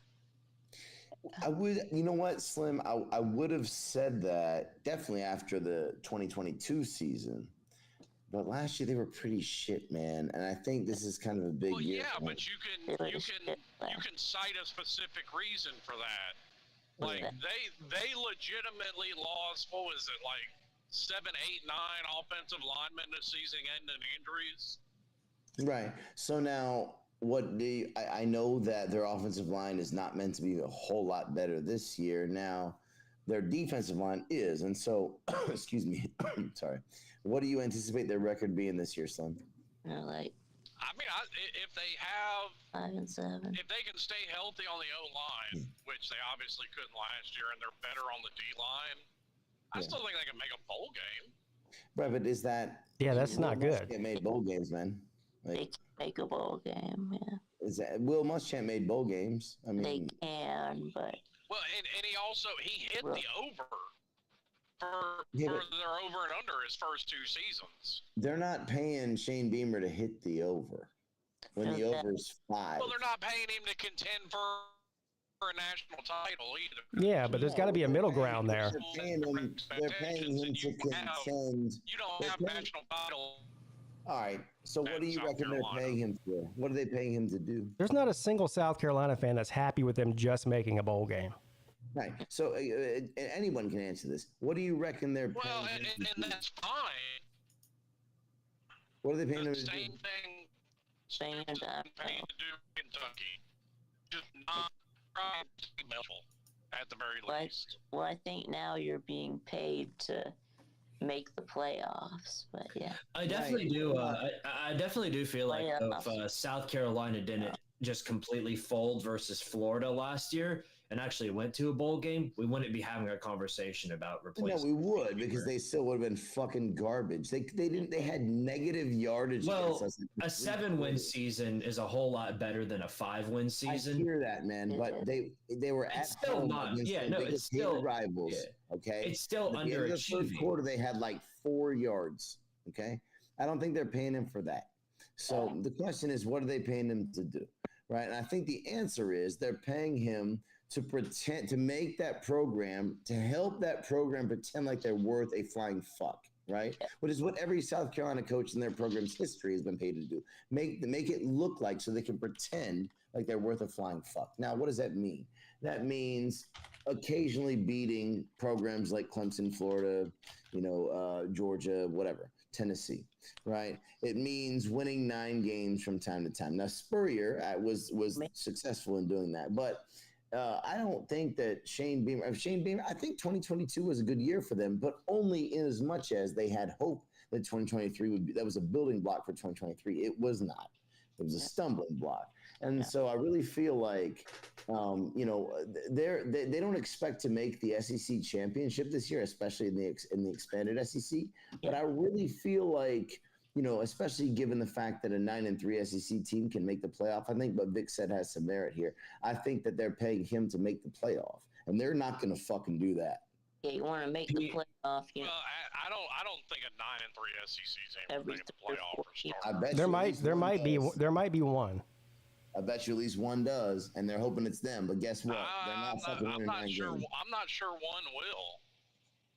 It sort of depends on what happens around the rest of the country. If a whole bunch of other teams in the conferences just completely fall off the map, or I mean, it obviously depends on what happens. It also depends on what their wins and losses are. Like if they get blown out, by, you know, a shit team, then that's going to hurt their chances. But if they beat a top 5 team, that helps their chances if they have 3 losses. So, well, I think more reasonable conversation. It does, but when go ahead, son. But when you hear a lot of the talk around who's going to be in the playoffs, who's going to be out of the playoffs, what gets left out of the conversation a lot is Notre Dame. And we've already seen what the committee's willing to do with Notre Dame. Oh, yeah. Right. Well, now Notre Dame has only made the playoffs. That's why Notre Dame's a team I think that'll... It's kind of a moot point because they're not winning 9 games. I mean, have you seen their schedule? Right. So Notre Dame made it when they lost to us once. They made it one time when they were 12-0, and they made it one time when they were in the COVID. Yeah, but we're talking about a 12-team playoff, not a 14 playoff. That's correct. So listen. Pete, it's ready. I'm going to send this to you now. All right. So here's what I think, man. Well, let's not use South Carolina as an example because we all know that South Carolina is not going 9-3 and they're not making the fucking playoff. But what I'm saying is let's use LSU as an example. Let's use Ole Miss or LSU as an example, or whatever team you see fit, right? Let's say a team that plays an extremely tough SEC schedule, and I'm not saying that sarcastically, maybe a little bit, but maybe they go 9-3 and they make the playoff. Right? Maybe they get blown. Maybe Ole Miss gets blown out by Alabama. I don't know what their schedule looks like. I'm just going to make up some shit. They lose to LSU and they lose to somebody else in the SEC or otherwise, right? And so we have the 4 conference champions, SEC, Big 10, Big 12, ACC, that are in the playoff. We have one Group of 5 team that's making the playoff. And then we've got 7 other spots. Let's say Notre Dame, for the sake of argument, goes 10-2 or 11-1 and gets one of those spots. So there's 6 other teams.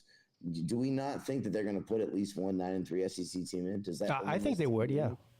I think they absolutely would. I don't. Well, see, I think you'll have too many other 10 or 11 win teams. Yeah, because I don't think so, man. There's a lot of people that have thrown this theory out. Well, hang on. There's a lot of people that have thrown this theory out, and I happen to agree with it. I don't think there'll be an undefeated team in the SEC. Nope. Right. Sure. But you'll have the SEC champion automatically gets in, as does the ACC, Big 12, and Big 10 champion. Now, that's already going to take out some of the teams that you're just mentioning, right? Are you going to have 3 10-win teams in the ACC? Are you going to have 3 10-win teams in the Big 12? I really don't think so. No. Well, no, but what I think you're going to end up with is 3 teams out of the SEC. And it's very possible to have 3 teams out of the SEC with 10 or 11 wins. I think you're going to have the same thing out of the Big 10. I think you're going to end up with 3 teams. I think you're going to end up with 2 out of the ACC and the Big 12 each. And then, like you said, Notre Dame's that wild card that's going to determine whether or not you probably get a 4th team out of the SEC or the Big 10. So not only is it statistically extremely unlikely that you're going to have 3 10-plus win teams out of the Big 10 and SEC, and then 2 out of the Big 12 and the ACC. I think it's almost statistically impossible. Yeah, plus you're working under the assumption that Notre Dame's going to make the playoffs every year. Any year that they don't make it, that opens up the door for a 3-loss SEC team or a Big 10 team or whatever to get in there. I'm not saying they're going to make it every year. What I'm saying is literally they're the wild card in there that's going to determine some of this. You are not going to get there's an automatic Group of 5 bid too. Listen, you are not going to get. You are not going to get 3 10-plus win teams out of the Big 10 and 3 10-plus win teams out of the SEC and 2 out of the ACC and 2 out of the Big 10. That's not going to happen. Well, you could absolutely have 3 10-win teams out of the Big 10 and the SEC. By the way, they will absolutely take a 9-3 SEC team over a 10-2 ACC or Big 12 team, anyways. Yeah, they will. Maybe not. What about like and it just started to They took a fucking 2-loss SEC team over an undefeated ACC team last year, so I think they probably fucking will. Yeah. Wait, 2 losses? 2 loss? No, they only had 1. Yes, Alabama. I had 1 loss. Yes. Yeah. What about like a they only had Big 1 Ten loss. team? Well, the Texas blowout at home, right? They had 1 loss, but they didn't win the SEC. Right. Points. It wasn't really a blowout. No, they did win the SEC. Yeah, Alabama won the SEC. That's why they got in. Yeah. That's why they got it. Yeah. That's why FSU got left out. Yeah. All right, hold that thought. I can't wait to listen to this. Pete Star Spangled Banner. Here we go. Special banner. Let me make sure the all right, volume's up. Here we go. To honor America with the performance of the national anthem, 8-time Grammy Award winner Chris Stapleton. Bullseye, can you see all the times Eli was so proudly we hailed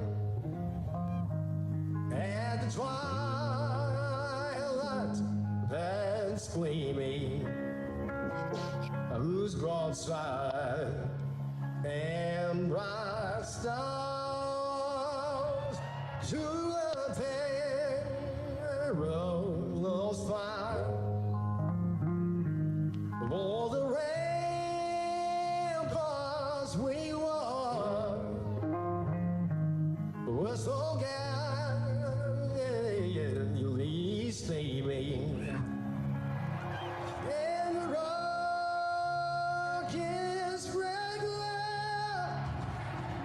blood was blood, singing out, came through the night, and our flag was still there. Oh, sailing those that star-spangled banner again wave. Oh, the land of the free and the home of the brave.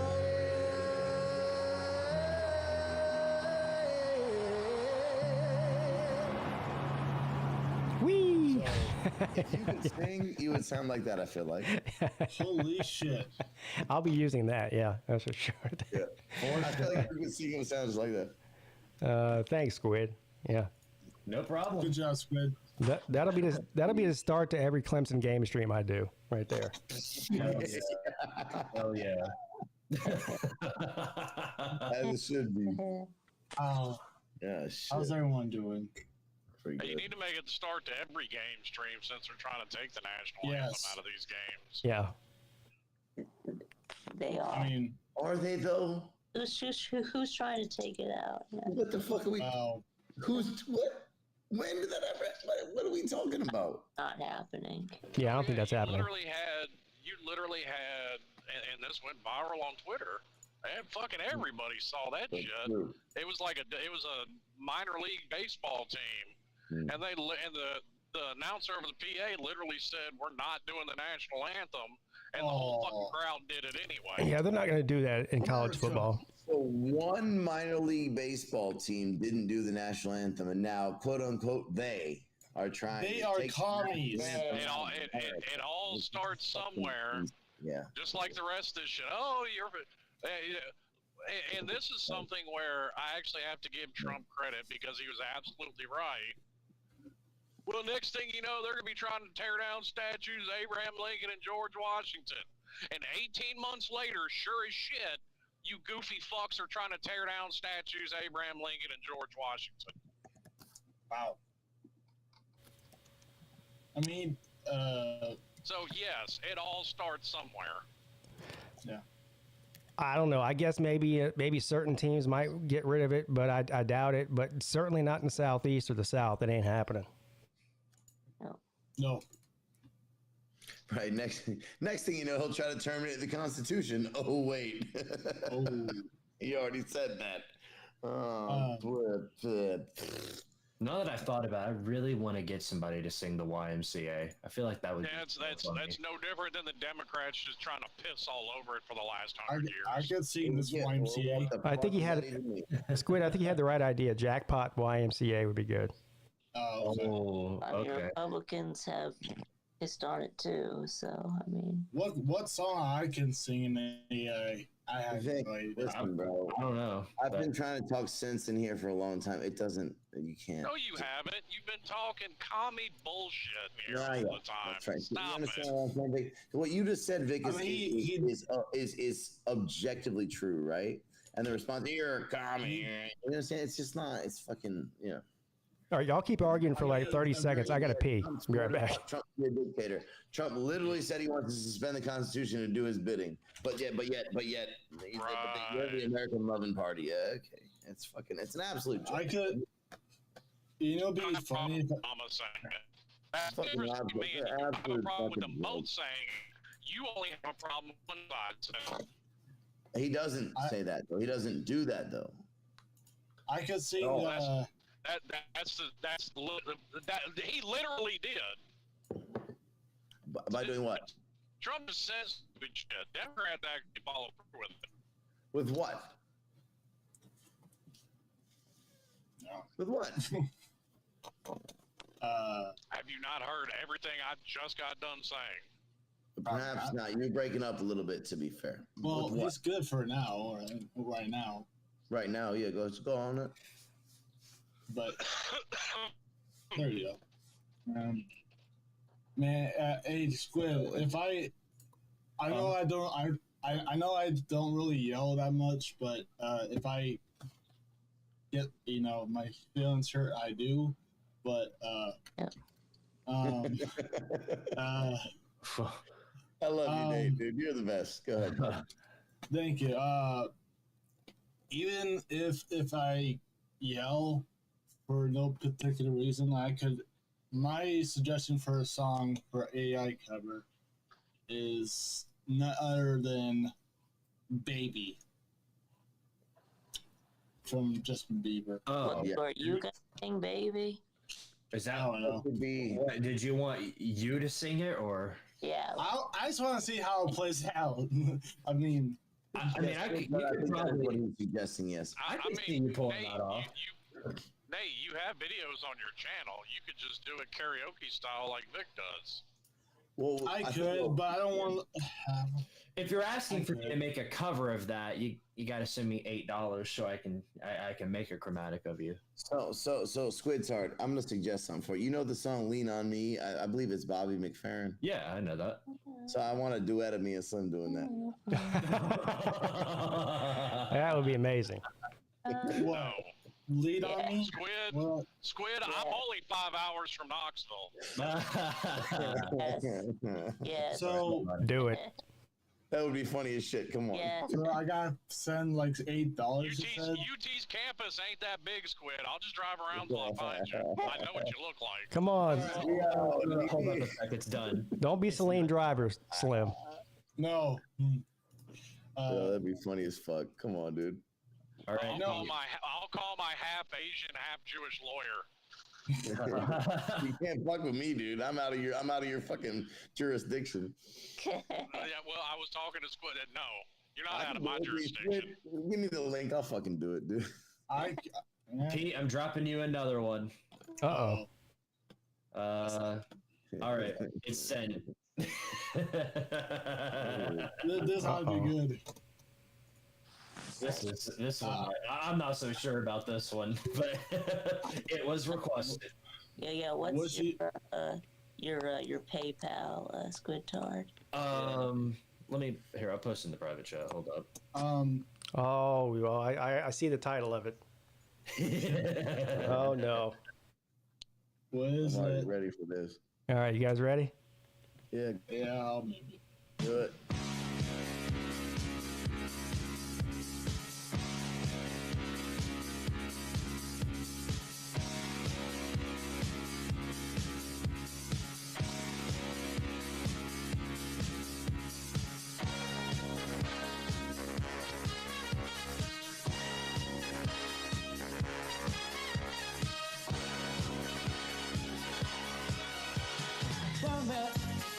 There's no need to feel down. I said, young man, pick yourself off the ground. I said, young man, cause you're in a new town. There's no need to be unhappy, young man. There's no place you can go. I said, young man, when you're short on your dough, you can stay there. And I'm sure you will find many ways to have a good time. Volusia, it's jackpot. It's fun to stay at the YMCA. It's fun to stay at the YMCA. Stay up every day, and you'll never enjoy. You can hang out with all my boys. It's fun to stay at the YMCA. It's fun to stay at the YMCA. You can get yourself free. This is awful.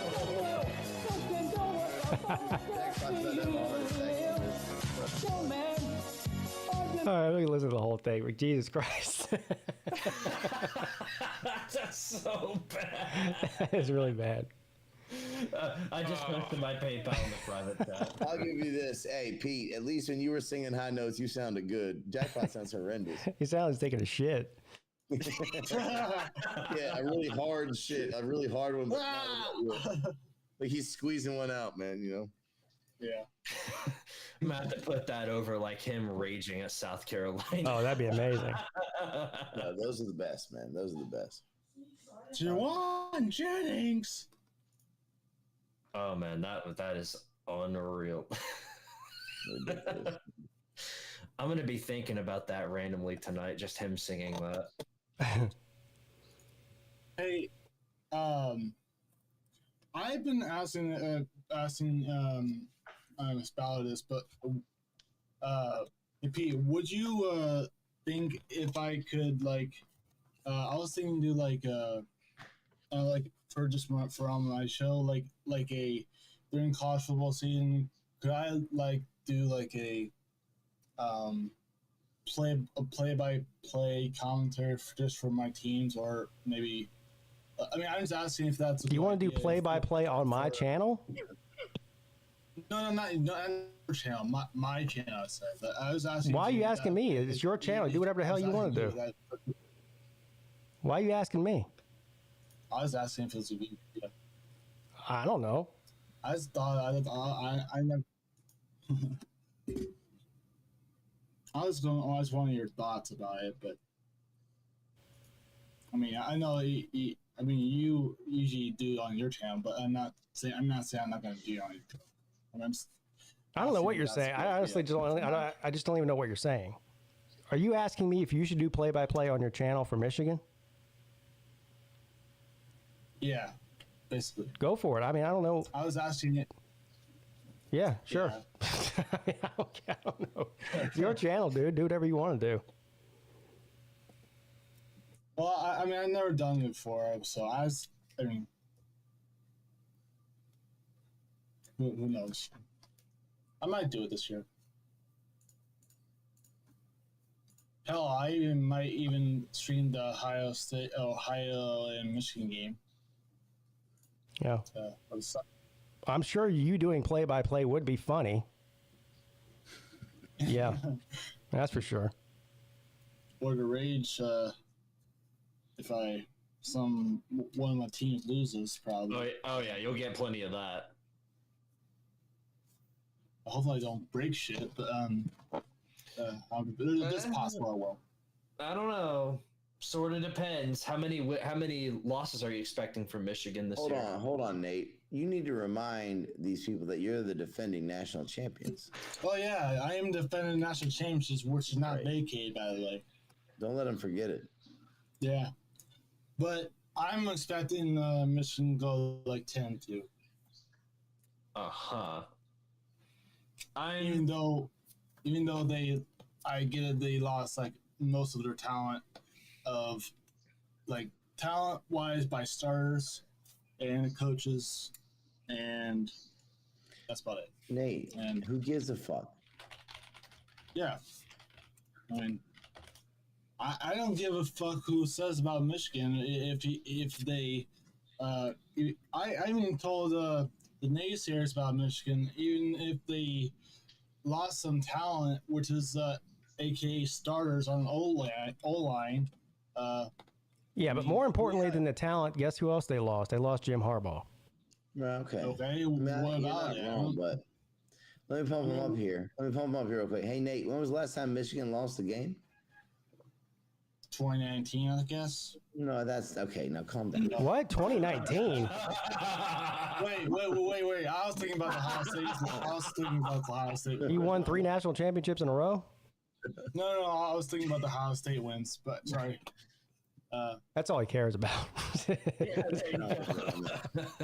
that's all I care about. Then you might be a little disappointed this year, to say the least. I don't know about that. I mean, I don't have like high expectations. I just maybe I do have like medium to maybe high-ish, but not high. But medium. Right. Well, that's subjective. What you consider high expectations to the next Michigan fan might be different.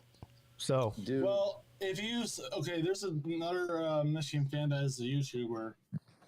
His name is Sam Webb. I think he's a Michigan fan. He thinks that. No, I don't agree with this. I'm a real fan, but I'm not saying he's a real fan either. But he thinks Michigan can go like 11-1. But I don't think that. Out of these 5 games, how many is Michigan winning? You got Texas at home, USC at home, Washington on the road, Oregon at home, and Ohio State on the road. What's their record in that slate?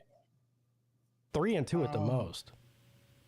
I think they can go like, I would say like pizza 3-2 and at the most, or at the most, yeah. Hold on a second.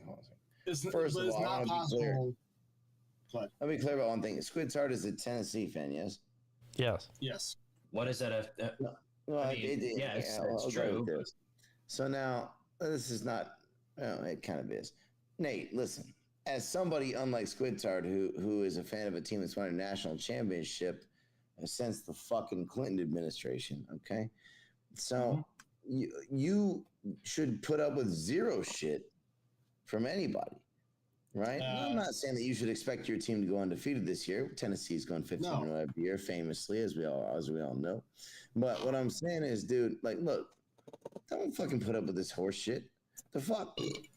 You guys should expect to compete for and win a national championship. No, not with a new coaching staff. You shouldn't. Also, I feel like my words are being. Okay, here's the reason why.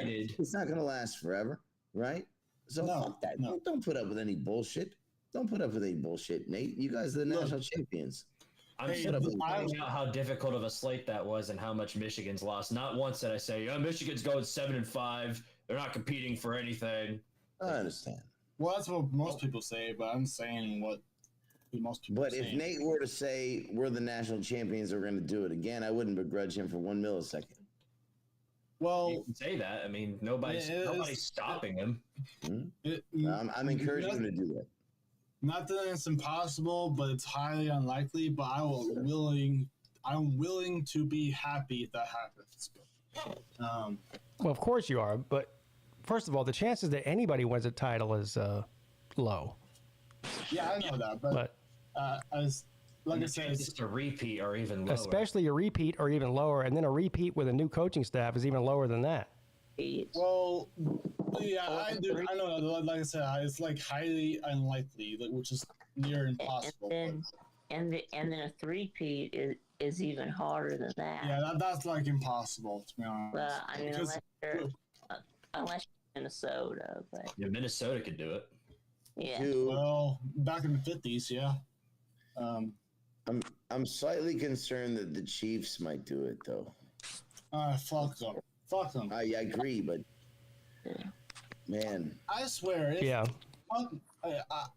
freaking Mahomes beats the rings total for Tom Brady, I'm gonna fucking sue him. Yeah, I'm expecting Swifty Media Incorporated to win another one. Well, actually, here's my Super Bowl. Way too early Super Bowl matchup. Chiefs and Lions. Huh? Nate, it's Bengals Lions. Let's go. No, that'd be good.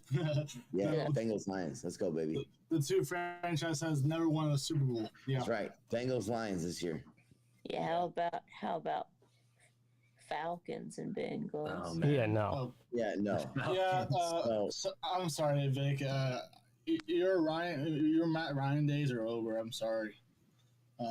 Well, I mean the Kirk Cousins days are about to begin. Well, it's and you know what? You want to know what they thought of that? They got another quarterback in the draft. Yeah.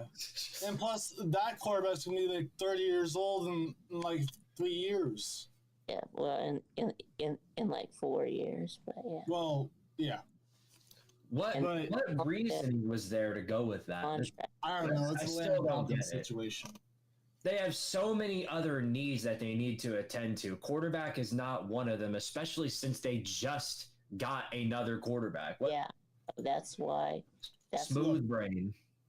Yeah, that's why we're. Sorry.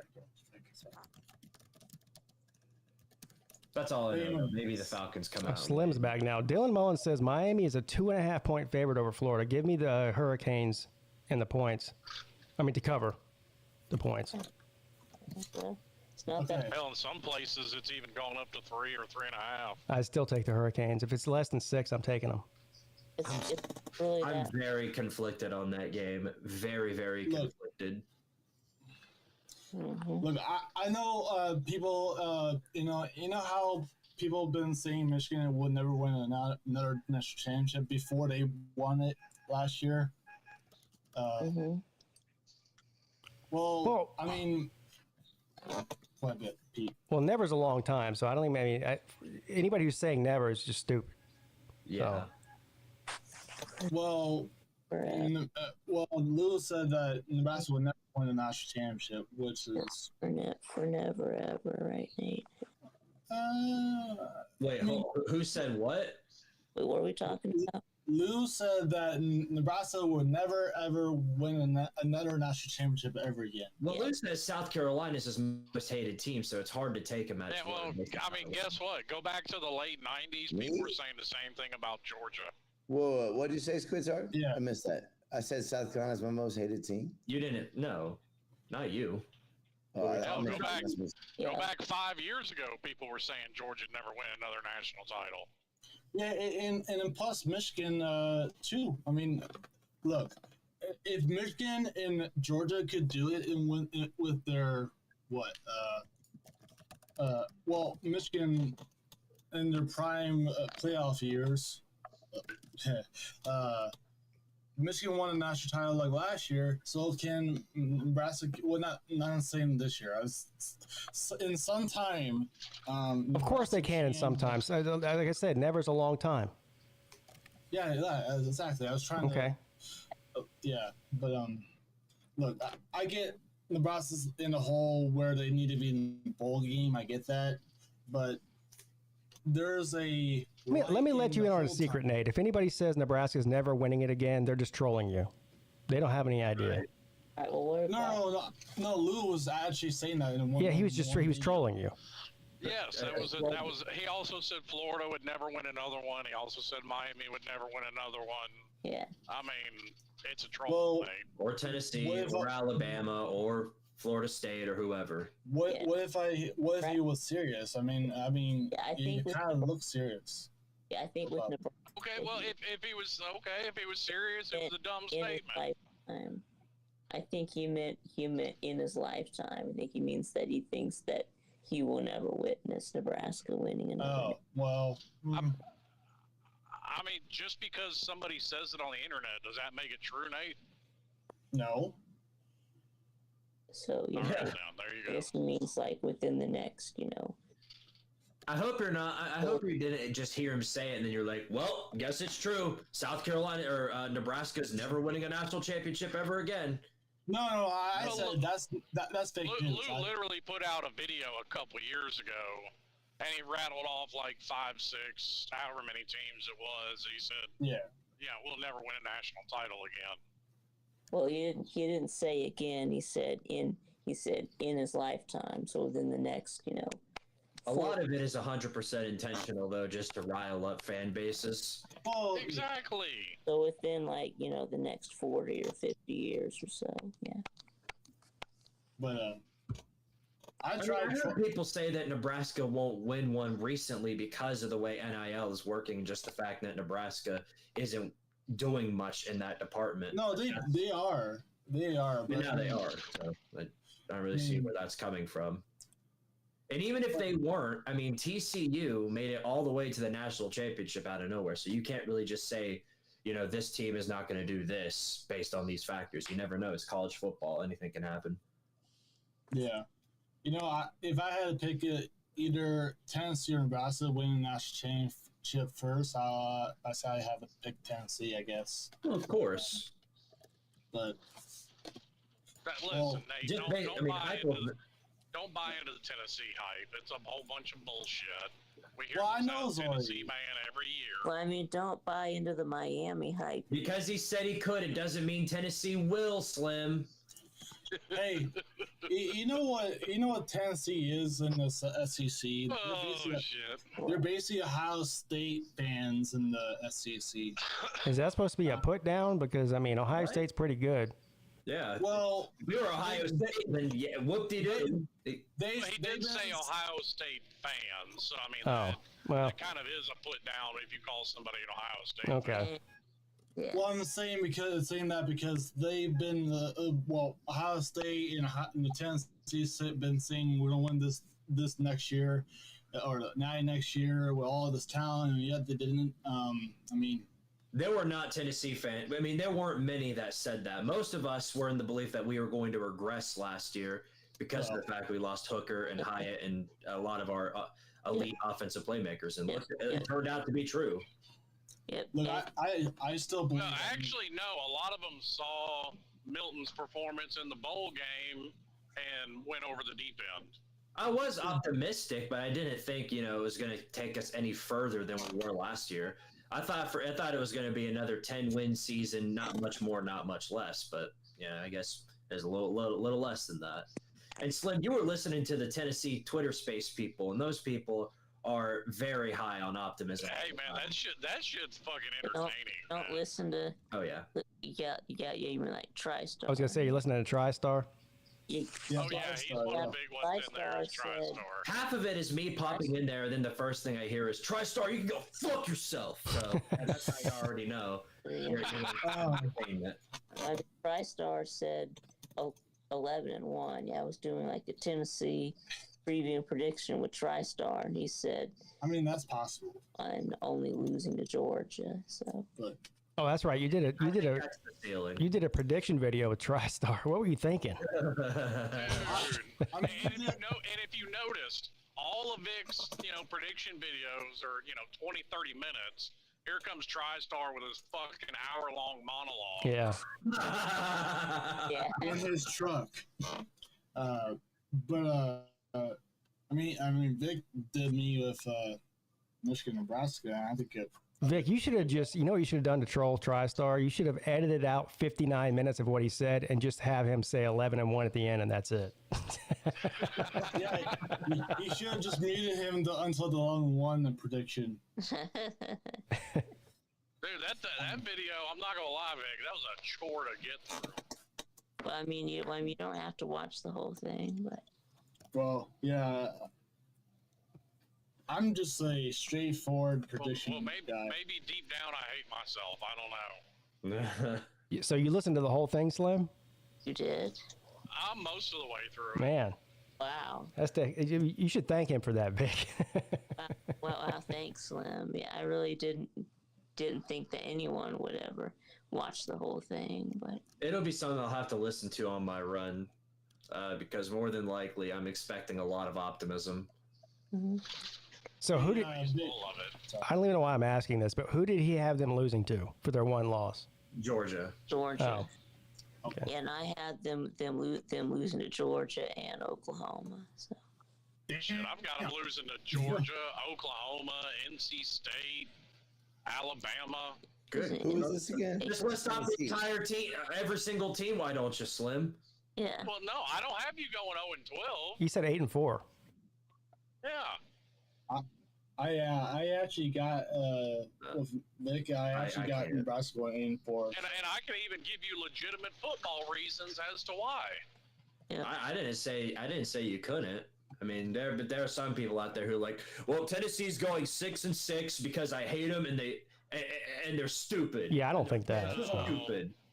I mean, I usually, like, when we do the record predictions on the ACC show, I pick a team every year, and it's different every year that I do that with. But that's only for the ACC show that I do that. Yeah. I mean, for the sake of NC State, I mean, I've heard a lot of people saying that they had the potential to win the ACC this year, which they have a pretty good roster, but I just don't think they have much business competing or beating Tennessee. I think they can compete with Tennessee, obviously. Where is that game? It's a neutral site in Charlotte. Yeah, damn it. In Charlotte. Oh, was that week 1? Week 2. Week 2.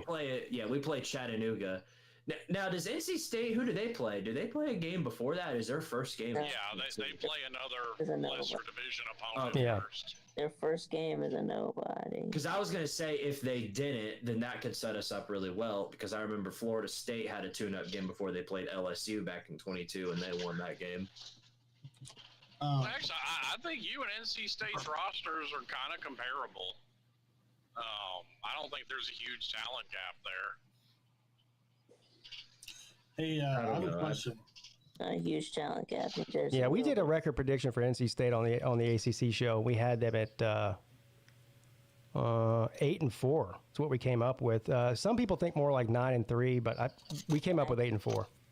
Yeah, I did 9-3. Yeah, I did an NC State prediction. So. Yeah, I think that's about where I had them was 9-3. I think the difference we had was I had them beating Tennessee. What about Clemson? I was kidding. we haven't done Clemson yet. Boy, I'll be very concerned for the rest of the season. No, I meant end up losing that game. No, I meant like Slim's. I was meant to say. Not necessarily. I think NC State's going to be a decent team. Yeah, I think they are, but when you compare that team to the rest of some of the higher tier SEC teams like Oklahoma, Alabama, Georgia, we still got to play all of them on top of Florida, who I do believe is going to be pretty good this year. I think Florida, talent-wise, is a team good enough to compete with most teams in the SEC, but their record won't show it. I don't know. I'm teetering on Florida being like 4-1 heading into that Tennessee game, or 5-1, or whatever their record's going to be. Yeah. I still have Michigan beating Ohio State, but I have to see it to believe it for Ohio State to beat Michigan. So I mean, Ohio State is beating Michigan. No, that's not a guarantee, Vic. You've been saying you guys been saying that for like 3 years, and they haven't beat Michigan. Now here's part of that with it.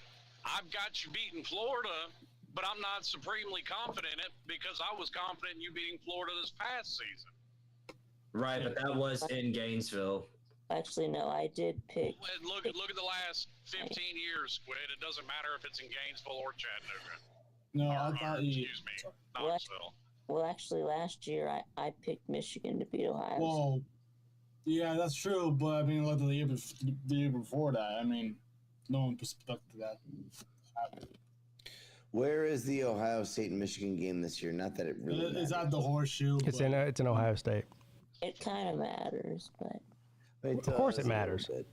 Yeah. I mean, yes, I get the home field advantage part, but I mean, let's be real. I mean, I'm not saying that Michigan's going to be Ohio State like 40-0, but I'm just saying that I think it's going to be a lot slow scoring game again. But I mean, who knows? We got to see the both teams to play on the field first. But I do think Michigan's still going to have an elite defense this year. Yeah.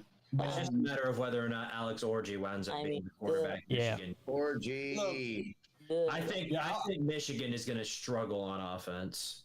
No, I don't know. I mean, they can lean on the run game and the defense, which is why I think they're going to beat teams like USC and teams with like USC and Washington. I think they're going to beat both of them just based on the fact that their defenses aren't that good.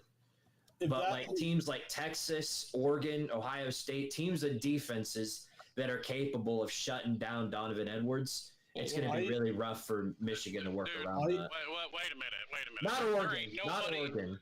There ain't nobody in this. Hang on. There ain't nobody in this country that's worried about Texas's defense. Yeah, I'm not even worried about it. Yeah, like what talent they did had is gone. Yeah. About Texas defense, But on offense, it's still there, but still. Like, I think that Michigan-Texas game is interesting because it's strength on strength. Obviously, Texas's strength is going to be offense, and Michigan's is going to be defense. It's not the defense alone that would concern me for Michigan. It's the fact that I think that game will turn into a shootout. And does Michigan have the materials to work with in order to beat Texas in a shootout? I don't know. Ewers is coming back. Texas is going to have I think they'll have a much better passing game than Michigan. Well, I agree with that, but I mean, Michigan has always been like a run smash mouth games for like now 3 years in a row. But I think that's going to be the same this year. But I heard that Michigan's going to be passing a little bit more than last year, but I doubt we're going to. I heard somebody say Fresno State week 1 knocks off Michigan and Ann Arbor. That would be something. That's some bullshit. Hey, I don't know. Fresno State's a pretty good Group of 5 team. Yeah. Yeah. I don't know. Look, I actually think. No, I don't want. Look, I love orgy to death. Well. What? Yeah, you're gonna have to really work around that context. Most people do like orgies, Nate. Yeah. Soundbite created. Yeah. Especially college orgies. Man, I want to go to college so bad, but hold on. Tiger Baskin said, "Can someone tell Nate that Michigan is second to last in the conference?" What? That's yikes. You're saying they're worse than second to worst in the conference. So you're saying they're worse than Illinois, Minnesota, Indiana, probably. Wrong. Yeah, no. Western. I'm that's not some bullshit, putting a whole lot of stock in that take. That's what he is. He's not a college football fan. He is an exposed Georgia fan. He doesn't root for anything. I don't think they're second to last in the conference, but it is very possible that Michigan rolls into the horseshoe at the end of November with 3 or 4 losses. It's possible. It is possible. And it's also possible they roll in there with 1. Maybe. I don't know. This, if Lincoln Riley beats y'all in Ann Arbor, I would be very concerned. But other than that, I don't see. I don't think that'll happen. I don't see any more than 3 losses for Michigan this year. Look, if Michigan wins against Texas early in the year, will you guys reconsider Michigan as? Well, I'll reconsider anything based on what I see. I mean, this is preseason projections we're talking about here. But in that. That's what I was trying to say. Like, if Michigan could be a playoff team, they could if they live out above expectation this year. Does Michigan play Oregon this year? Yeah, they play in Ann Arbor. Yeah, Ann Arbor, that's the big one then. Mm-hmm. I mean, look, I've been saying this, but I think Oregon's kind of getting overhyped. But I'm not saying they will go downhill. This is the first year in a while that Michigan's had a legit non-con schedule, and it comes in a year when they're replacing their coaching staff. So, I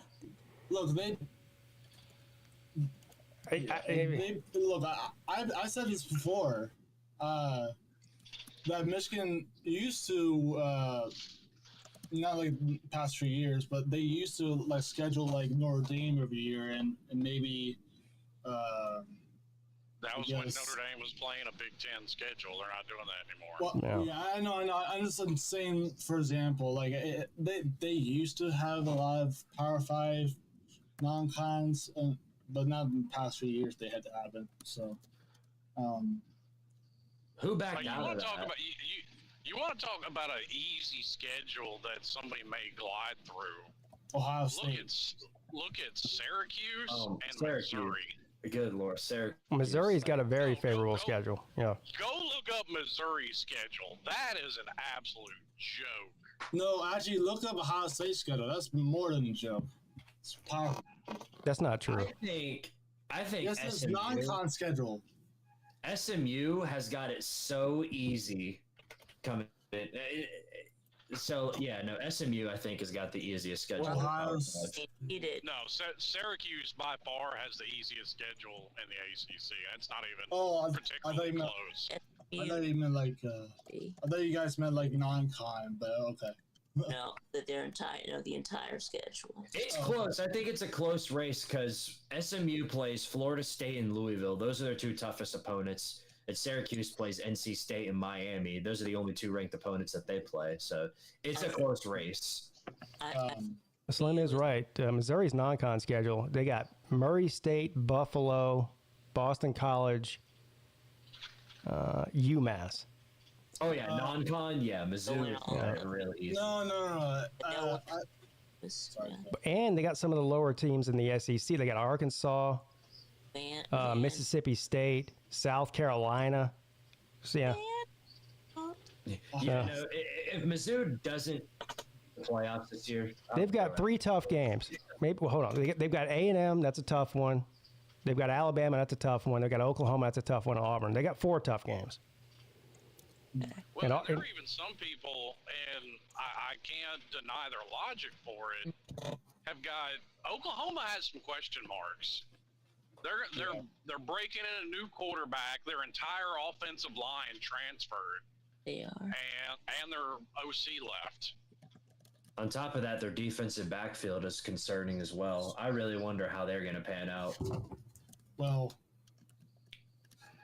yeah, no. I think if we, as in Tennessee, loses to Oklahoma, that's where I really begin to get concerned. Because on paper, Tennessee, I think, is just a much better team than Oklahoma. Now we are playing them on the road, but I think if we lose to them, then we've got a lot. Well, see, that's the thing, Squid, and that's most of the argument I've had with Tennessee fans. On paper, no, you're not. What? On paper. On paper. On paper, Tennessee roster-wise is somewhere between 10 and 15. Oklahoma's probably still a top 10 roster. I'm not sure I agree with that. Everybody I've seen in terms of SEC talent rosters, Tennessee's ranked ahead of Oklahoma, so I'm not sure where you're getting that from.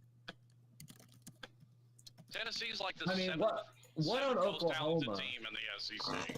What on Oklahoma is better than Tennessee roster-wise? Well, they're fixing to come out with the composite, so we'll see here shortly. Yeah, because I don't agree with that. I think Nico's a better quarterback than Jackson Arnold. We've got a way better offensive line, way better front 7 on the defense. The secondary is the biggest concern with Oklahoma struggling with too.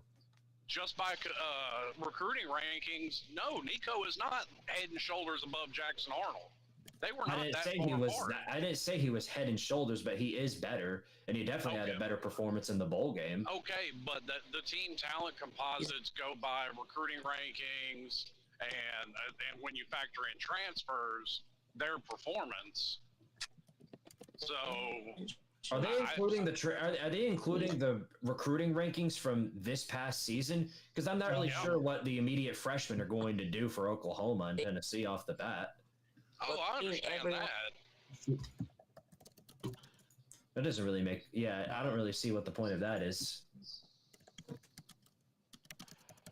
But you're always bound to have a couple make an impact. For almost everybody. Even teams like Alabama and Georgia end up having a couple of freshmen make an impact. Sure they do, but it's not going to just pop... Yeah, more than likely, unless... because everybody has injuries, but it's not... More than likely, a lot of those players aren't going to get many snaps in their first year. Just never happens. Even Nico, who was the best recruited quarterback, other than Arch Manning, didn't get much of anything last year other than the bowl game. So yeah, and let's not act like he turned heads in the bowl game either. I'm not saying he was terrible, but he threw for 150 yards. He didn't have 6 turnovers either. No, but he did get sacked 6 times. Yeah, I don't know. It's going to be hard to tell until we see Nico on the field as the starter. We have no idea what he's going to look like. He might be great. He might be a bust. Like I said, we'll see. But I'm just seeing both quarterbacks. I'm way more confident about Nico's ability with Tennessee's offensive line than I am Oklahoma with Jackson Arnold and a brand new offensive line. I'm just comparing the two. I'm way more confident in Tennessee's offense. And I don't disagree with that. But Tennessee's problem is you're a couple injuries away from your offensive line being doo. So is everybody else, except for with the exception of the most talented teams in the country. Like listening to Tennessee fans, they have absolutely. Well, no. I could say I've got faith in some of my backups. Listening to Tennessee fans, they have absolutely zero faith in any backup offensive lineman. I mean, it would be easy to say like Miami's one Cam Ward injury away from going 5-7. Like you can't put all the faith based on just injuries alone. You can't predict injuries and who's going to get injured. I didn't say you could.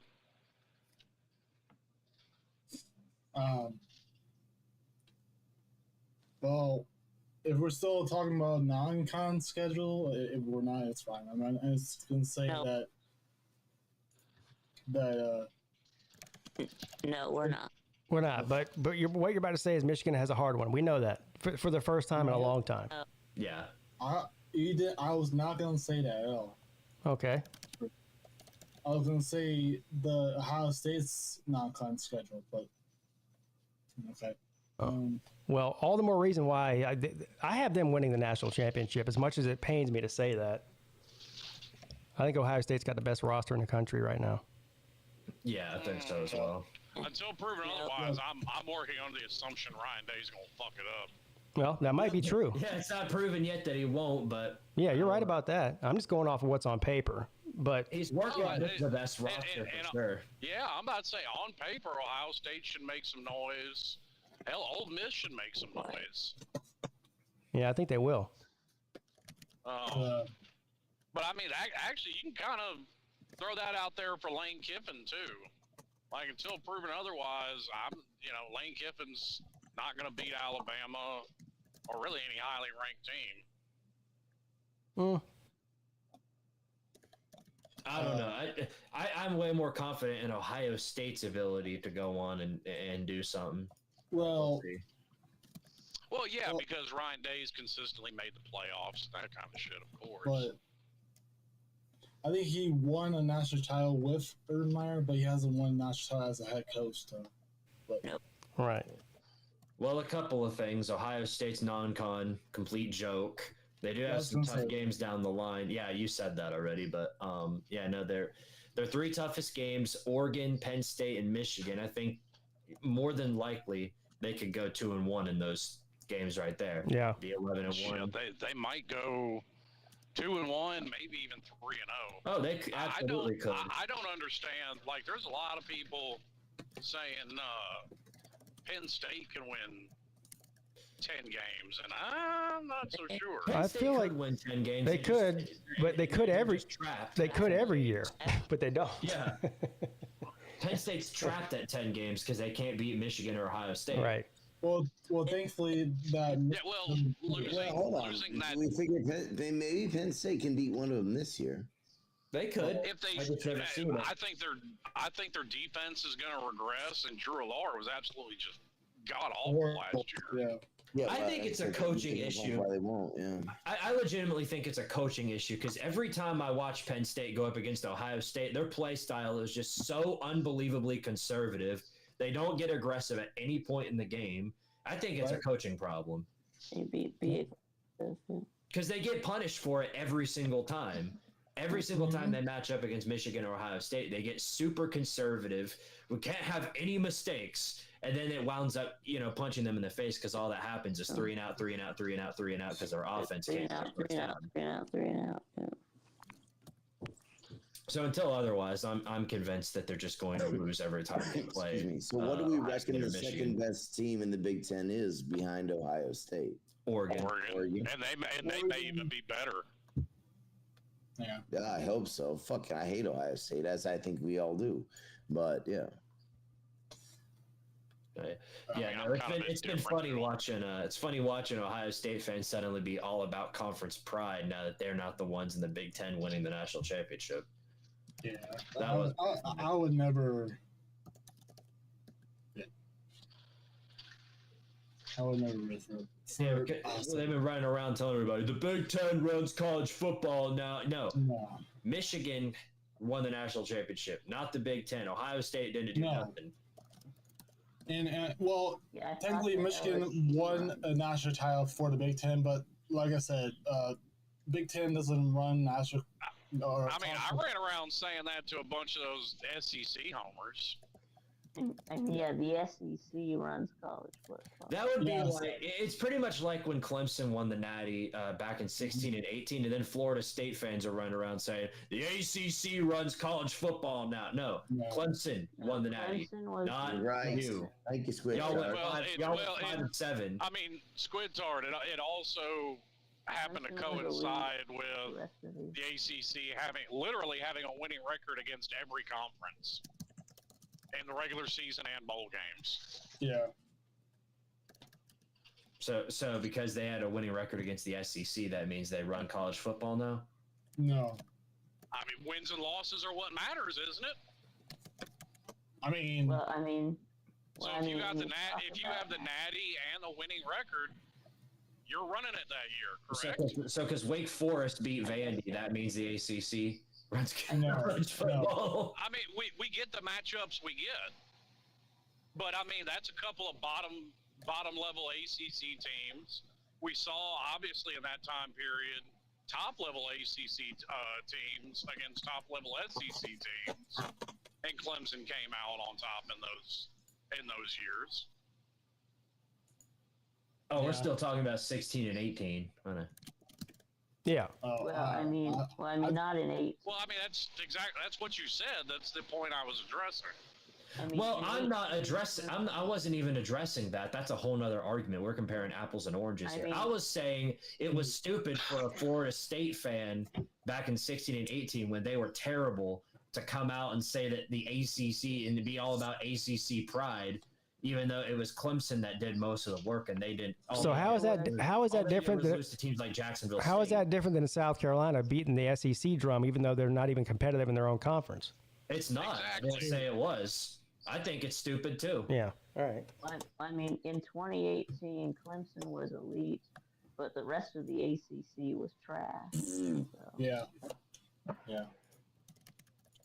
I mean, I like how we're having this conversation in here right now, and meanwhile in the live chat, people are arguing about. Yeah, there's two totally different conversations going on. The whole the whole show. There's what's going on? I can't even see the live chat. What's going on? Slim. They're not even watching the same show. Dumb fucks. The conversation on the panel is 180 degrees from what's going on in the chat. The whole show. Exactly. What's going on in the chat? They're talking. They've been arguing about politics the whole time. Are we sure there isn't another live chat that I've been looking at? No, they've been talking about Biden, Trump, all that shit.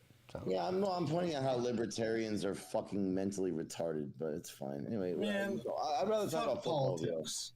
Well, the libertarian movement's fine. The libertarian party's a fucking joke. Exactly, Slim. Yeah. I disagree with you. Well, I agree with the second part, but. Anyways, I love the football conversation. Fucking what else is new? You disagree with common fucking sense. Right. Do that on a daily basis. Yes. Private industry. Industry to run the world. The ground floor basis of the libertarian ideology is solid, but like Slim said, the party's a complete mess. The ideology doesn't work in its most basic sense. It's a child. Yes, it really does, because private sector is way better at doing shit than any government. It's a child's idea of the way the world works. Not really. I mean, name a thing in the last 100 years that the federal government's been successful at outside of cutting checks to people. Hang on, let me finish. Name anything, because no, it's still a fucking disaster. Name anything the federal government has had success at other than cutting checks to people and pointing guns at people. The Interstate Highway Project. If you think that the Interstate Highway Project is a disaster, you have no. All right. Okay, Volusius, that was 70 years ago. Literally, it makes your job possible. That was 70 years ago. What other example do you have? Other than the interstate system. Everything that happens, the way that the United States runs, the way that every developed country runs, right? The United States set the example with that for 70 years ago, but it didn't end 70 years ago, right? It's maintained every day to this day. Poorly, because we've been under Republican governments too often over the last 40 years, under their austere policies, because they're fucking greedy assholes. And that's why we have fucking. Then every major city has been Democrat dominated, and they're all fucking shitholes. Say again. So, like I said, when that's the difference between you and people with common sense. Make a fucking point. Don't try to insult me, because I can insult you too. You'll only call out the bullshit on one.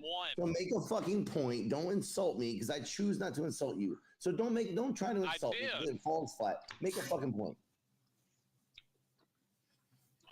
Open your ears and listen, and you would have heard it. Okay. Go for it. Are we going to the moon yet? No. I don't know. Oh, Pete, I told you about the deep sky thing I saw, the documentary. I think I told you this about the James Webb, right? Yeah, you did. You told me about that a couple weeks ago. Yeah. Dude, it was so cool. You got to check it out, man. Where can I see that? I don't know about in the States, but it's just called Deep Sky. Check it out. I don't know if it's on YouTube yet, or I'm sure it will be at some point, but man. All right, I have to look it up. It's only 40 minutes. It's like nice and concise, but it's like it's a historical perspective on since the beginning of the building of it. It's fucking, dude, I know you'd love it, dude. It's so great. As a space nerd, but I also would like to. I would like to thank you for proving people's like Candace Owens' point right. I didn't insult you. I said the dumb ideas that you back. No. Maybe I misheard you. But you turn the shit you believe into your very being. No, I don't. I definitely don't. Because I don't side. I'm not dogmatically aligned with anything. I just believe what I believe, and I think you're the same. You absolutely are, because you don't call out the bullshit on your own side. I absolutely do. It's only one-sided for you. I will call anything out that I believe is bullshit. I'm not dogmatically aligned to any person.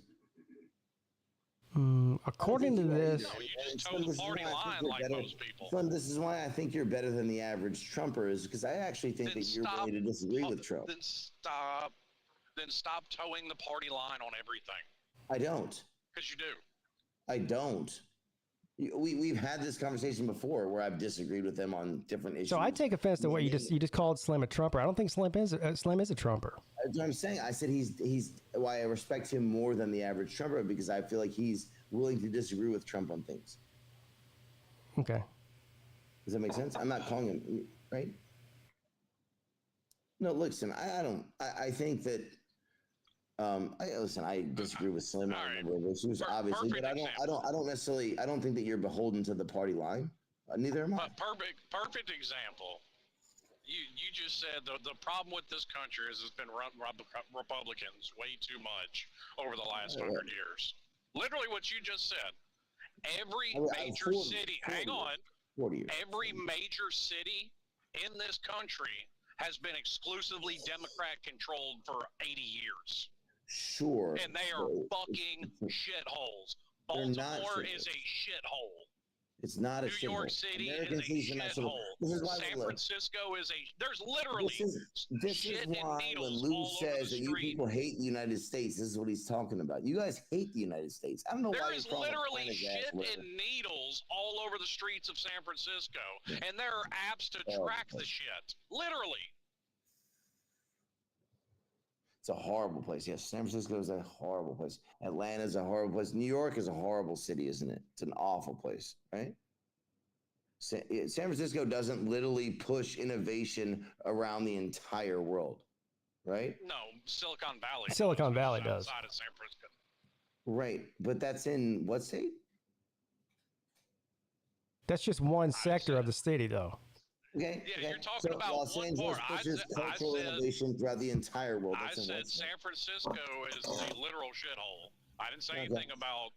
Oh, we're talking about cities now. Silicon Valley's fine. Los Angeles and Hollywood literally pushes cultural innovation throughout the entire world. It's a shithole except for where the millionaires live. We got that, right? Okay. So Los Angeles, but it's a horrible state, right? It's a horrible place to live, right? Even though it's the fifth largest economy in the entire world by itself, it's a horrible place, right? No, I think it's a horrible place. I think there's certain parts of it that are. If we're talking about states, it's a big state. Most of it's rural. Fuck, I mean, I was born in fucking New Hampshire. I still have family that live up there. I'll tell you what, Manchester, New Hampshire is a shithole. Right? And I didn't say shit about the rural areas. I literally didn't even call out rural West Virginia is a fucking shithole. I just said exclusively Democrat stronghold-run cities. Oh, right, but rural West Virginia is a shithole. West Virginia is a blue state. West Virginia. I'm sorry, what? West Virginia is the most red state in America. No, it's not. No, it's not. Yes, it is. What are you talking about? It is. No, it's not. West Virginia is literally the most red state in America. What are you talking about? No, it's not. Are you fucking kidding me? No, we're not kidding you. It's not. It's a blue state. I think you've been out of the U.S. too long there, buddy. This is not the 1980s. 2020 election. Oh, I know this is a fact. 2020 election. I know this is a fact. 2020 election results, West Virginia. Can we talk about like 2024? The 2024 election hasn't happened yet, Nate. Well, I meant the blue and red states. 68.6% for Trump, 29% for Biden. Correct me if I'm wrong, though, but aren't there states that are more red than that? I'm just asking a question. Oh, there absolutely are. No, okay. 2020 election results, most red state. I would be willing to say South Carolina is more red than West Virginia, Alabama. South Carolina's got too many black people to be that red. He's also pulling up just presidential election results. He's not looking at the fact that both senators are Democrats. Yeah, Joe Manchin's not most of your House members from West Virginia are Democrats. The reason Trump won the West Virginia vote was based on coal alone. That's it. Can you go back to talking about like cities and states? Arkansas plus 27.6, Idaho plus 30, West Virginia plus 38.9, literally the most red state in the country. Oh, sorry, second behind Wyoming. You're right. Behind Wyoming, it's the second reddest state in the country. Wyoming has as many people as can fit in my neighborhood. I was going to ask if it was bigger than Florida, but I guess Florida's not that red, man. Florida's kind of a swing state. They're probably going to places. They're probably red now. Probably will be in this election, but they're about 50-50. Florida's not very red state. Florida's red outside of like a dozen counties. Yeah. Right, but overall, Florida is not an overly. I feel like you could do the same thing with Tennessee and just split the state into two different districts. You got North Florida and South Florida, two completely different places. It's the same as East Tennessee and West Tennessee. Well, no, Tennessee, except for Memphis. Yeah. Well, it's broken up even more than that. Squid. Well, Memphis and Nashville. Memphis, Nashville, and Knoxville, Tennessee's red. Tennessee's a very red state. Knoxville's West Virginia is a much more red state than Tennessee. Look, the point is, West Virginia. The point that I was making is all universities are very left-leaning. Knoxville, as a place, is still red. But you are right; it is leaning towards blue. West Virginia is the wettest or second wettest state in America. Yes, and once again, your method for determining that is flawed. Bro, I don't agree with your method for determining it. First of all, you can't argue with me that West Virginia is a democratic state. First of all, secondly, it is a shithole. All right. So this argument that American cities are horrible, but in the countryside it's amazing. No, it's not amazing. It's not amazing. I think it is. Well, it is for the most part. West Virginia's been blue for a long time. If they're voting red now, it's because they were living in a shithole, and so they changed their politics. Like I said, he's vote margin. He's also just looking at the presidential election. Yeah, he's looking at Trump. Like I said, if they voted for Trump, it's because of coal. Jobs. And how's that fucking working out? Well, he's not the president, is he? Yeah, well, it brought back a whole lot of jobs that Obama killed. When Trump was the president, West Virginia was doing fucking great. They totally weren't dying of heroin and fentanyl and shit. They were awesome. It was awesome. Well, guess what? It ended up reopening a whole bunch of jobs that Obama killed when he shut that shit down. It did not open shit. Trump said he would do it, but he didn't do fuck all. He did not do fuck all. Trump is not bringing coal back to West Virginia, dude. No, they just reopened a lot of that shit that Obama shut down. No, they didn't. They didn't do shit. Yes, they did. He did nothing. He said he would because it sounds good, and then didn't do fucking anything because it's not fucking feasible. I really want to go to Mars right now. And see, this is what I mean. You toe the party line no matter what happens. No, I don't. But I agree with them on that point. It tells you you're lying. At some point, okay, fine.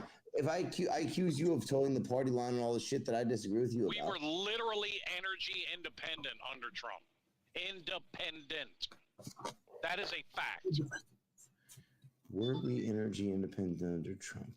I know Trump said that. Hold on. Was the United States? Let me ask you this. I don't know. I'm asking. Is the governor of West Virginia a Republican or a Democrat? The Republican. What about the House seats? It's one Republican and one Democrat that pretends to be one Democrat. No, that's the Senate. The Senate. What about the House? Let's see. I honestly don't know. I'm asking. Yeah, so Joe Manchin is not actually a Democrat. Joe Manchin. Oh, but he is though. Oh, he's a Democrat. See what I mean? You're proving my point, Belushi. Well, but he votes with the Republicans on every point, so that's. Wait, he's a Democrat. So you're saying he's a wolf in sheep's clothing? Is that what you're saying? God damn! I thought right wingers were the conspiracy theorists. No, this guy just pretends to be a Democrat. Right, no. It's not a conspiracy. He votes with the Republicans. Why would he pretend to be a Democrat if he's in a Democratic state?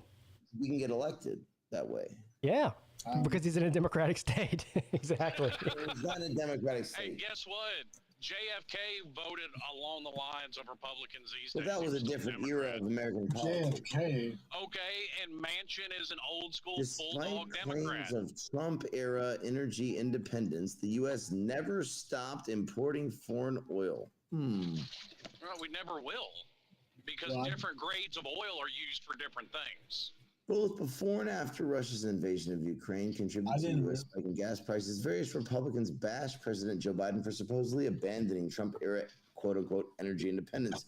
These Republicans have fostered the impression that the energy-independent U.S. did not need energy from Russia and elsewhere under Trump. Real quick, can we get a source citing on where you're reading this I was going to say, if you're reading from the New York Times, then we just go ahead and dismiss that. Well, and also that's a completely disingenuous statement because you're going to import shit no matter what. Because number one, not everything's here, and number two, when you're specifically talking about oil, you don't. Every well you drill is an oil that can be used for gas. There's different grades of oil. Some oil is used for gas. Some oil is used to make There's different kinds of oils. So you're never going to be to the point that you do not import any oil. because you don't have every kind of oil here. Yeah, some of it's olive oil, some of it's canola oil, some of it's vanilla oil. Avocado, dude. The millennials love avocado oil. Hey, what about peanut oil? You left out peanut oil. Coconut oil. Peanut oil, coconut oil. I'm pretty sure all the avocado oil comes from Mexico. So. Chocolate oil. There's meat oil. Oh, sorry. Yeah. No. There's lard, yeah. Yeah, that's like I tell the people. I think it's just as silly, and I said this the last time we got in this discussion, Belushi, that the people that act like we're going to go back to the 1950s post World War II levels of production are fucking crazy. I agree, and this is why I would not accuse you of towing the party line. Mm-hmm. Because you and I agree that's insane. Well, yeah, I mean, that was, and I've gotten into that argument with my uncle a few times because he's one that's like that. And I'm like, dude, I mean, unless you want World War III to happen, which I don't think anybody here does, that's not going to happen. But that's what it would take for that to happen, is, you know, the rest of the world's production capacity to be destroyed. And we'd be paying out the fucking nose, insane prices for our shit. Not only that, there's a number of reasons why that wouldn't work, but we all know that. Trappist 1D. Proxima 17. And also, jobs leaving, it depends on the sector what you're talking about. Some of it's government's fault, some of it's not. Fucking unions hollowed out Detroit. I mean, goddamn, when you go on strike every 3 months for another pay raise, eventually they're just like, fuck it, we'll go to Mexico. But they were going to go to Mexico anyway. You're not maybe not. Rooster has a good point. He said, y'all forgot about Nate's favorite oil, baby oil and petroleum oil. Jelly. Petroleum jelly. Petroleum jelly, yeah. Yeah, there you go. Daggum. What? Okay. Okay. I don't think the reason why the textile mills in the Carolinas are empty are because of unions. Yeah. Cream pie oil. Well, no, I said depending on the industry, it's different reasons. That's not right. oil. But it's just one of the same. It's really I was just using Detroit as an oil. Well, it's really not. It is though. Well, it's not. You're saying a blatant blanket statement to cover all industry, and no, there's different circumstances with different industries. Blanket. Yes, but by the end of the day, manufacturing in America is not coming back. It's a slow process, but it's that's like saying that Nebraska will never win another championship. Yeah, that is a really good analogy, Pete. Yes, it is. Yeah. I'm going to take a piss. That's a good comparison. That's a very good comparison. Yeah. Hey, but listen, I got to go. So, yeah. Before you go, does anybody want to go be on my podcast tonight at 8:00? Sure. Nate raised his hand immediately. I'd love to, but I can't. Nate immediately raised his hand. Yeah, sure. I can be on your podcast. Yeah. Vic, all right, sounds good. We'll figure it out. All right. Well, appreciate it.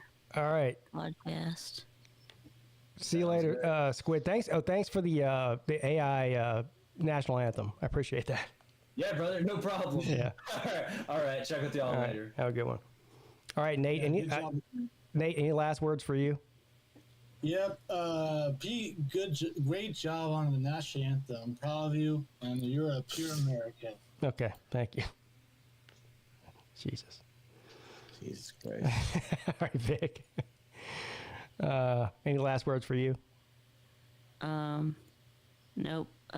Oh yeah, and the VicTube show.